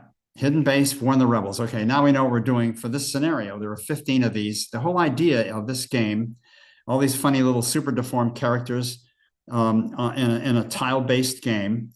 It's the second of two games that I did in first in 95 and then in 97. There were our first really kind of real Windows games. And the idea was casual games. Before there was ever such a thing in existence, I kind of had this idea that I wanted to do games where, you know, you could have a game and feel the satisfaction of completion in about an hour or less. And I had difficulty persuading the company that we ought to try it. So I sat down and I did a version of this on a Mac. In those days, we had Macs around, and for our mail system, because they're the only thing that could be kind of networked in those days. And so I wrote the entire the version of this game in a thing called Tales of the Tinker's Trade. It was sort of an apocalyptic story. I did the whole darn thing in HyperTalk, which was like nowadays the closest thing to HyperTalk would be Python, which is it's a verbose language, you know, but it did all this crazy recursive stuff. It was really good. And I wrote the whole darn game in it and on the Mac for everybody to see how it could work. And the idea behind it was that if you're doing a game, you know, like Fate or Infernal Machine, it has to have enough substance and play duration so that it can justify someone spending in the bucks on it. And so if I'm going to do a little desktop game, which was going to cost us still a substantial chunk of money, then we had to do something that would allow 8 hours of play. And the way we did that was to make the game completely replayable. The world that it constructs out of a series of tiles, little areas hooked together. The little world builder is something that every time, even if you do the same very scenario, the next time the world will be different. And it will have different puzzles. It will, you know, all that stuff. And this whole replayability part of the game system is something I'm very proud of having done. Anyway, so now you've got your mission, and we're going to an ice world. All right. So if there are 15 scenarios, what are the endless possibilities? The size of the worlds themselves, or the difficulty, or the randomness, or of the placement of the tiles? There are 3 different kinds of decor. There's desert decor, there's winter decor like this, and there's forest decor. He's going to give you something. Yeah, there you go. Terrain locator. Yeah, okay. Now take a look at click on the locator. This is the world that you've gotten. The round circle is where you started. The icon there means that puzzle has been solved. Mm-hmm. And the squares that are sort of lit up are places you can go in the world.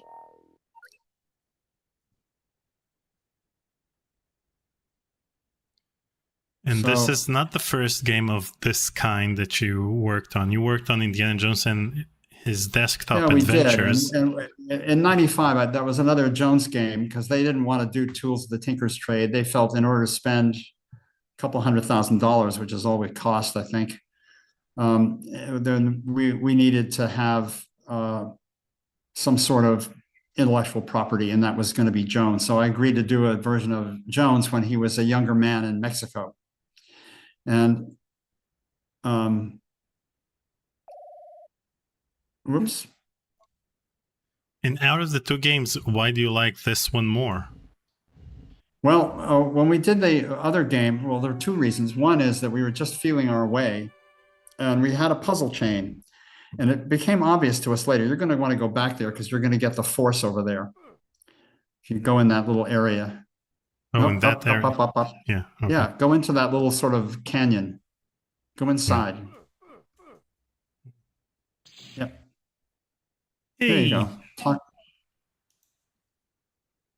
Well, Luke, you seem to be doing well in the world. Thanks. I kind of suck. May the force be with you. Hey.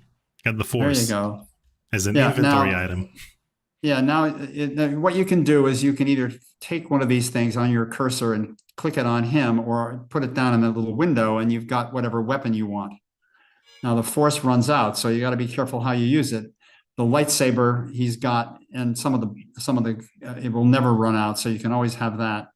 And the other thing about the lightsaber is the only weapon in the game which does diagonal foo. Everything else has to be north, south, or east, west. But you can kill people with your lightsaber who are diagonally opposite you. If you're there, you just got one right there. Okay, good. You can see down at the bottom the levels where the areas where you're allowed to travel, and there are certain places you can and can't go. If you take a look now at the locator, you'll see you've made some progress. There you've uncovered a, yeah, and there's a puzzle down below that's showing up now that you didn't solve. And if you go back to the locator and click on it, it'll tell you the kind of thing. Right. Right there, right there. Yeah, okay, so you got to find something useful. Yeah. And whether or not the Tubana gas is useful or not, I don't know. But if you go there, and which is over one thing over, there we go. Over here. Somewhere here, there is, you can get access to something. I'm not sure exactly how. Wait, I need to. Oh. I can almost make it through, but I need to widen the gap. Maybe I can use the force. Try it. Nope. So you're not going to be able to solve the puzzle here. Well, you can try that. See if that works. The Tabana gas. Well, not there. Over here, where he is. Yeah. Nope. Nope. Okay. Try maybe pushing one of those blocks down there. That might work. Do you know how to push? Right. Use your shift key, I think will push. Yeah. Try pushing it over to the left a little bit. Now try pushing it down. Yeah, it worked. Wow. That was it. I haven't seen this puzzle for a while. I think you got to push that guy over there too, but I'm not sure. Try pushing that guy. Yeah, see if that can push. Nope. No? Wait. Nope. I thought that, okay. Somehow you have to get down there into the middle. So there's this weird little puzzle thing going on. And I think maybe that guy. So you have to get behind that guy up there. This one or the one up top? I'm not sure. It's been a long time since I saw this puzzle. There's a whole bunch of, there's about 400 or 500 of these little levels made out of tiles in the game. And each world will pick some of them, but not all of them. Whoops, did you try pushing that? You didn't. No, I'm trying to find if there's, a terrain. Maybe I could float an ice block out there. Okay. Yeah, try it. You got to try push. No, I am pushing. It's not doing anything. Go. Okay, try up. There are other places. Try up there. Try that one. No. Whoa, you got to center it over the spot you could get down with. Right. No, that's not going to work. Okay. So now we got to go find some blocks if you want. And position them where you could push them down. I think down here might work. So you need to figure out how to get that guy down there. That's not going to be so easy. Yeah. Try to get an ice block there. Easy peasy. Yep. Now you can pull him to the left. Now you can get behind him again, push it further. Now you can pull him. No, never going to get down, that guy. So, that's not good. Try. Maybe I need to take the scenic route and just. Well, I think. Oh, wait a minute. You could see if that works. No. I'm taking Try those guys. Route. Whoa. Wait. I'm over here. Now we can push him. Yeah, okay. No, you can't get him down. There's no room. It's deliberately designed to show you that that's the wrong one. But go up to the right. Go up to the right a bit. Nope. Up. Okay, those two guys. They look. I think you can get them over here.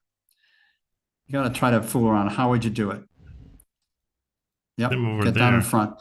No, get down in front of it. No, get down in front of this guy. Pull him down. Okay. Now you have to do the scenic route, I think. Maybe you might be able to go around him. He will dodge things left and right a lot. Okay, now push it down one more. Oh, but now you can't get it out. Crap.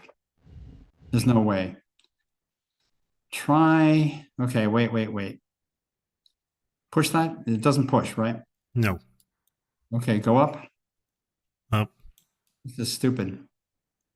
Yeah, this is now great. How about this guy over here?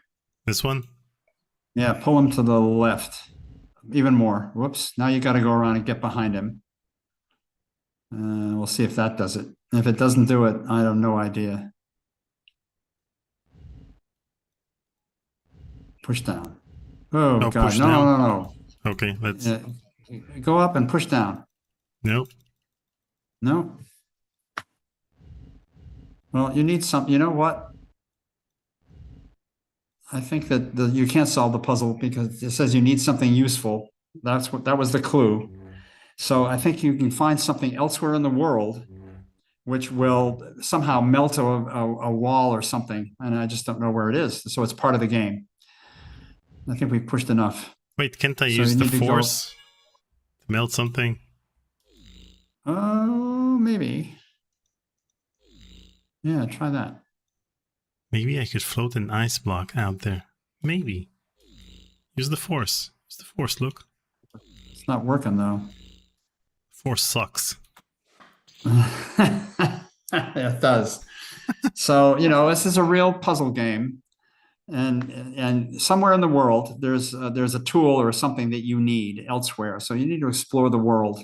If you're really going to play this, you would spend some time now finding other puzzles. The reason why this game is a lot better than the first one is because we realized in the Jones version of this game, which, by the way, the reviewers absolutely hated. They hated it because they hated to see LucasArts, what they thought was going backwards graphically. And they thought that, we were doing tile games, we were crazy to do it. And they didn't realize we were doing tile games so we could have these little replayable games. But the other thing that was a real problem in that game was the puzzle chain was just one chain. It was like, each time you would start the game, it would randomly pick a puzzle chain for you to fit it into the world you built, all of which was algorithmic. And the problem was that each puzzle led directly to the next one. So you knew, it was kind of a screw. You knew that, okay, if I've got this puzzle, I've got this thing, and I find somebody else who's got, a puzzle situation, that you can just kind of run through your inventory and you'll just figure it out. So how can we overcome that in Yoda Stories? And the way we overcame it in Yoda Stories was we split the puzzle chain in half. And so that each boss level required 2 items in order to be able to get through into the level properly. And the result of that is you don't quite know when you've solved the puzzle, what it's going to do for you. And it made the actual work of the game and the engagement with the game, much deeper just by doing that one little thing. So even though this is a very primitive looking game, it's actually pretty complicated. And it's amazing to me that we were able to build this game in about 6 months with 7 different people besides me. And you reached that conclusion yourself when you started working on Yoda Stories, or was it part of the feedback from I knew we needed to do something to enrich the puzzle experience, and we didn't have a lot of time.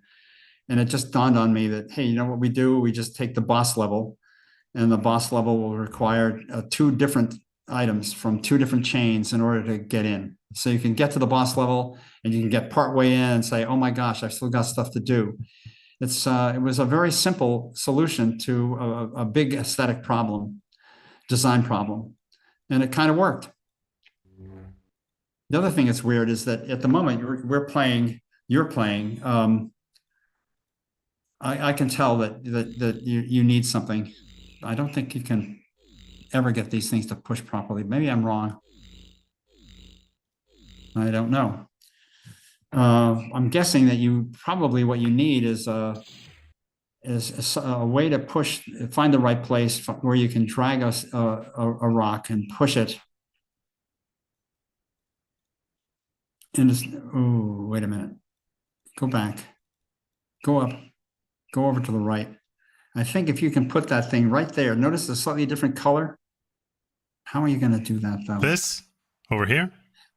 Yeah, you need to get one that's down 1 block. It's hard to get that block down, but you might be able to get another block down. I don't know, actually. Haven't thought about the geometry for a while. There you go behind it.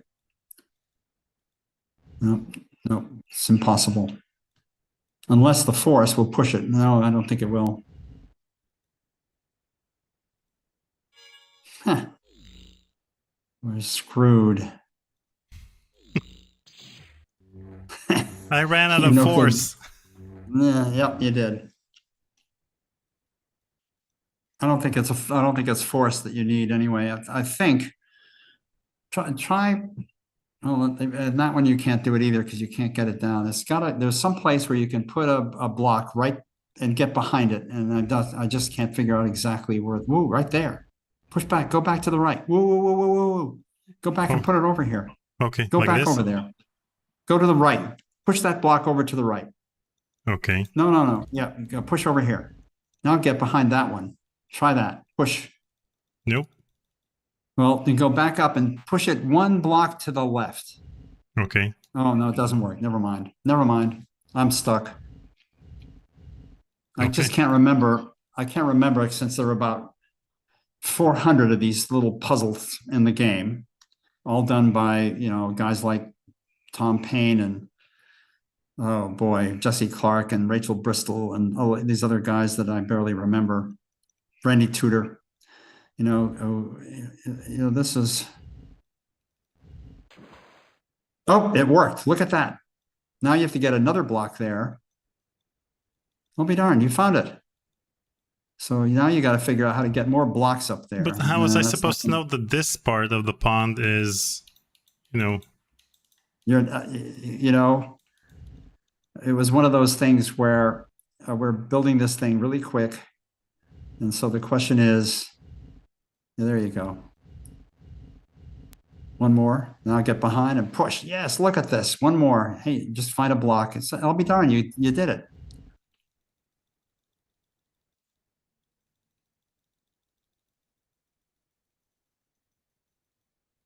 Yep, I think that way you can push over. Yep, you can get it up. Now you can go. Yep. Anyway, so the point is that we would do these levels. And because it's a bunch of tiles that Tom Payne was building, now you can get out there. Now the problem is, oh, you got it. Temple of Carbonite. Man, what a waste of time. So it's good for something. And now if you go to your locator, take a look at your locator. And now you've solved all 3 puzzles that you've discovered. Mm-hmm. And there will be more. And eventually, if you explore that world, there's sometimes the world can be very complex. There are areas where the puzzle is to be able to gate yourself through a wall to somehow go beyond that wall. And sometimes there are places where you wind up in with a ship that will take you to a chunk of the world that's not connected otherwise, and you've got to use the ship. And the world builder knows how to do all this stuff without making a mistake, which is amazing, actually. If there was one thing I was going to do, by the way, I was just in the middle of telling you that, well, we would do these levels. Mm-hmm. And so either Rachel or, Jesse or somebody would come to me with that picture that you just saw, that we just solved, that, okay, what do you think of this? And we had to do so many of them and we had to do them so quickly that, it's like, oh yeah, okay, that'll work. Great. Next. And so some of the puzzles are extremely difficult and when they shouldn't be, and some of them are stupid when they shouldn't be. And so that's kind of a problem with having done a game really fast. And then the other thing that's going on is that a lot of the levels, and I wasn't as careful of supervising all this and building some of the levels as I should have been. You pick that up and you've got a blaster. All right. Yeah, who needs the force? Force sucks. There you go. Whoa, you got something. Now what that is junk. No, that's actually. Wait, no, look at your locator. Look at your locator. Look at your locator. Yeah, you just solved the puzzle. That was a puzzle. This is the fun. Pile of junk. You see where it says pile of junk? Mm-hmm. There's a lot of junk, and you can go to certain places. Actually, usually around the level where you first came in. It's the one with the round dot.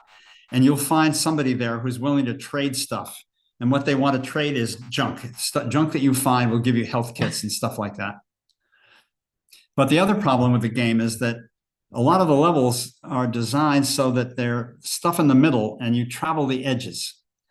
And so you can sort of learn eventually to run along the edges. And I wish that the level design had been a little bit more careful about that, so that you would kind of force you through the middle a lot. It didn't do it enough. We did it some. We became aware of the problem, but by then we're just building levels as fast as we can. And, you know. This game is awesome. But it's still a very cool little game. And the thing is, it's sort of evergreen, because you could get the same scenario. You'd be in this winter world as opposed to the forest world, which you saw briefly in Dagobah. But there are a whole bunch of games that there are 15 scenarios. So 5 of them take place in that forest world. 5 of them take place in this ice world, and 5 take place in the desert. Basically, all the areas that were covered in the original Star Wars. And so, you know, that's what we're doing. But if you came back and you happen to get this eventually, again, this scenario, you would have the same thing, but you'd have a different shaped world, and you'd have different puzzles and different levels on it. Even though it's the same thing at the end, you're still trying to, you know, warn the rebel base, that kind of stuff. The other thing we did, which we didn't do in the Jones game, we decided that this should be sort of RPG-ish like. And so if you, after you succeed in each level, each scenario, you go back and talk to Yoda, and he will upgrade some of your equipment, you know, and for accomplishing a level. You get a better, or you get a better lightsaber, and you know, stuff like that. Can he give me more force to use? I don't know that he ever gives you more force. Eventually, you have to learn that there's a rule though. The locator is always in one of the adjacent levels to where you first came in. So you'll notice here we found it, you know, right near the opening. The force is always found at most 2 things away from where you were. So that's one of the things you can sort of learn. Whoa, we got him. Snow beast. I ran out of blaster bullets. Yeah, the lightsaber never runs out, of course, so that's a good fallback. And if you shoot enough bad guys... Wow, look at this. A hidden level. How do you get in there? Maybe I could do something. There's a way to get in. I'm not sure how. We just walk around. Is you eventually uncover more stuff? What does the locator say? Oh, that's the boss level. Ooh. Right down there. Look down at the very bottom. You look at your locator again. We're over here. Bottom. Yeah. That star is where you need 2 different things. So it's a puzzle, and you haven't found the things you need to be able to start getting in there. And so there's more work to be done. Whoop, here you go. Hey, we're moving around here. What a surprise. The door is locked. You're going to need a key card, I think. Maybe the Force. I'm not sure. I no longer have the Force. No, but you can go my subscription ran out. Yeah, but you'll get it again by going back and talking to Ben.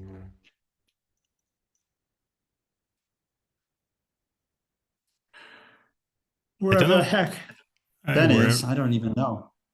It's easy to get lost. So when I play, I wind up, and I play every now and then. I play this thing. It's fun, and I've learned that I just spend a lot of time looking at the locator. Oh, I got to go 4 over and 1 up, you know, that kind of stuff to get to Ben. Do you ever use the boss key? You can do whatever you like. So the boss key back then would minimize the game on your Windows machine, so you'd get the desktop. Oh yeah, the idea is not safe for work. That was just kind of a joke in a way. Hide me. Make sure the boss thinks I'm working. So we've reached a 2-hour mark, and I wanted to ask you if if I showed you in the previous live streams the footage they filmed for the Indiana Jones and the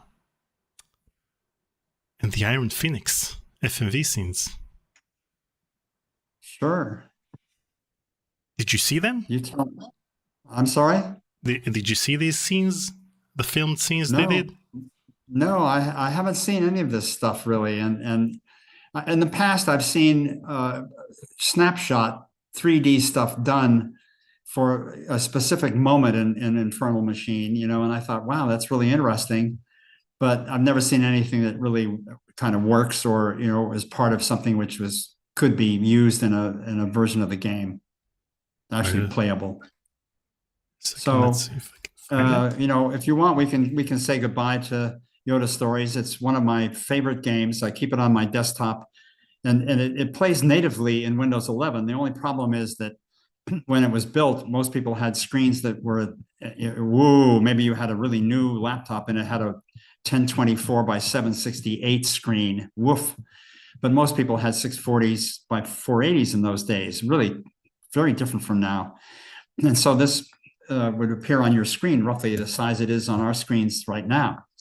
But if you play this game on a modern computer like mine, or yours probably, there's this tiny little postage stamp in the middle of your vast acreage. So you have to do a compatibility mode in Windows 11 natively. But if you use it through Dream, you can just, you know, use Dream and it pops up at a good size no matter what. So what am I looking at? So you're looking at live action footage that was filmed for Indiana Jones and the Iron Phoenix back in 93, 94. Oh my God. So this was supposed to be like an FMV scene when they worked on the game. So they filmed actual FMV scenes. There's no audio. You know, I had no idea that this existed. So Indiana Jones and the Iron Phoenix was in production for quite some time. I wasn't involved in any of this. This is actually pretty good. And eventually they canceled the game because they realized resurrecting Hitler for a game won't work well when they released the game in Germany. So they ditched the game. Well, Germany was a huge market for us. That was the reason for that was we didn't think about it very hard, and I didn't think about it hard at all. And the idea of doing a kind of resurrecting Hitler down in Argentina and having that be the game was a great idea, and it was my idea because the guys that were working on this game were stuck. They didn't know what to do. So we thought we would go forward with that. And then the marketing people heard of it. And then they said, hey, you know what? Germany is our very biggest market for adventure games. We cannot sell this game in Germany. If Hitler's coming back, forget it. It's just not possible. So, and they didn't, you know, figure out something else they could do. And so the game never went any further.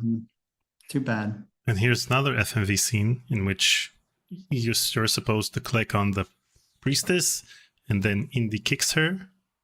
And good. Well, I love the fact that some of this stuff was starting to you know become you know more rounded, you know, more natural feeling. So that's kind of interesting, I think. And I noticed that I've forgotten the company that was doing adventure games where they would do 360 coverage, you know, and 3D. And you could click on various places. You couldn't just march through the world, but the world that you saw was rendered in 3D. And I thought all these things were wonderful advances. And nowadays, of course, there's zillions of games that are kind of like this, but the multimedia era is gone. And so it wouldn't be done this way at all. Nowadays, you would just have 3D characters doing your cutscenes. You know, kind of a very advanced version of what we were doing. That's why Myst, the original Myst, was just like you described it. It was pre-rendered 3D, and you can, you know, look to the left or look to the right, but it was pre-existing locations and angles, while the remastered version of Myst actually lets you walk in the 3D world freely. So these are... Yeah. That's a wonderful game as well. And it's one of those first games that I played that felt really, really immersive. I remember once later after I'd played Myst, which I played on a Mac. It was unbelievably slow and hard to load each little screen. But even so, it had this immersive quality and this kind of hazy atmosphere that was around the island. And I remember one day, a few years later, I was out I lived in the Bay Area, and I was taking the ferry with my wife over to Angel Island.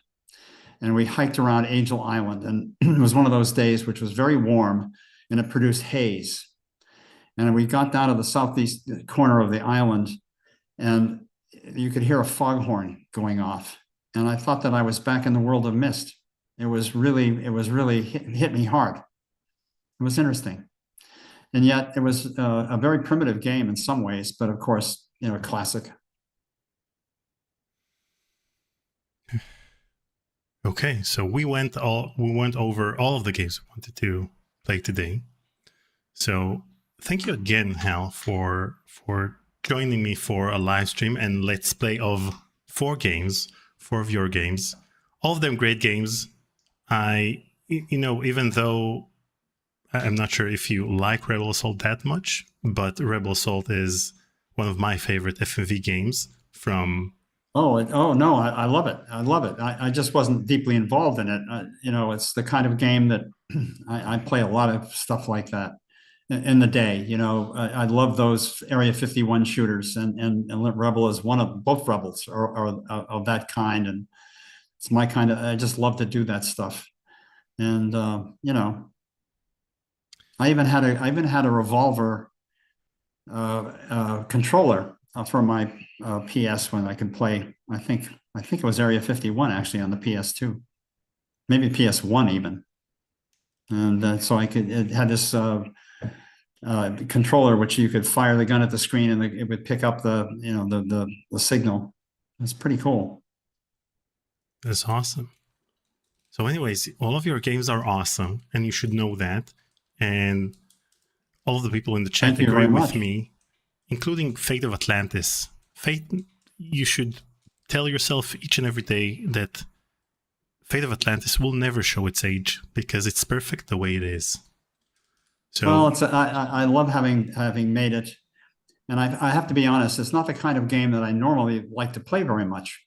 But I was happy to go through and start playing it again to get to the save games we needed to do the session we did today. And in doing it, I started to get the feeling again, which is that it's a very leisurely experience. You're very comfy.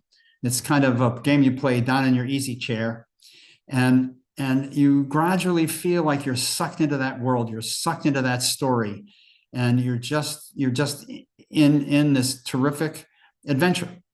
It really does feel like a real adventure that you're having. And I think that's the thing that I like the most about the game. Yeah, and the fact that it's better than all of the Indiana Jones sequels. So for us fans, this is the 4th Indiana Jones. I'll let you be the one to say that. I'll be the one to say that. So, so thank you so much for joining me again. It's an absolute honor to have someone of your caliber share your time and insights with us. So thank you again, and hopefully we'll be able to have another session sometime in the future. That'd be great. It's wonderful fun to be with you, and I just urge all your people who are following along with us to go read Crater Town. Yeah, go read Crater Town. Go get it on Amazon. I'll post the link down below. Thank you, guys. Thank you, Hal, and have a great rest of your weekend. Yes, thank you very much. Take care.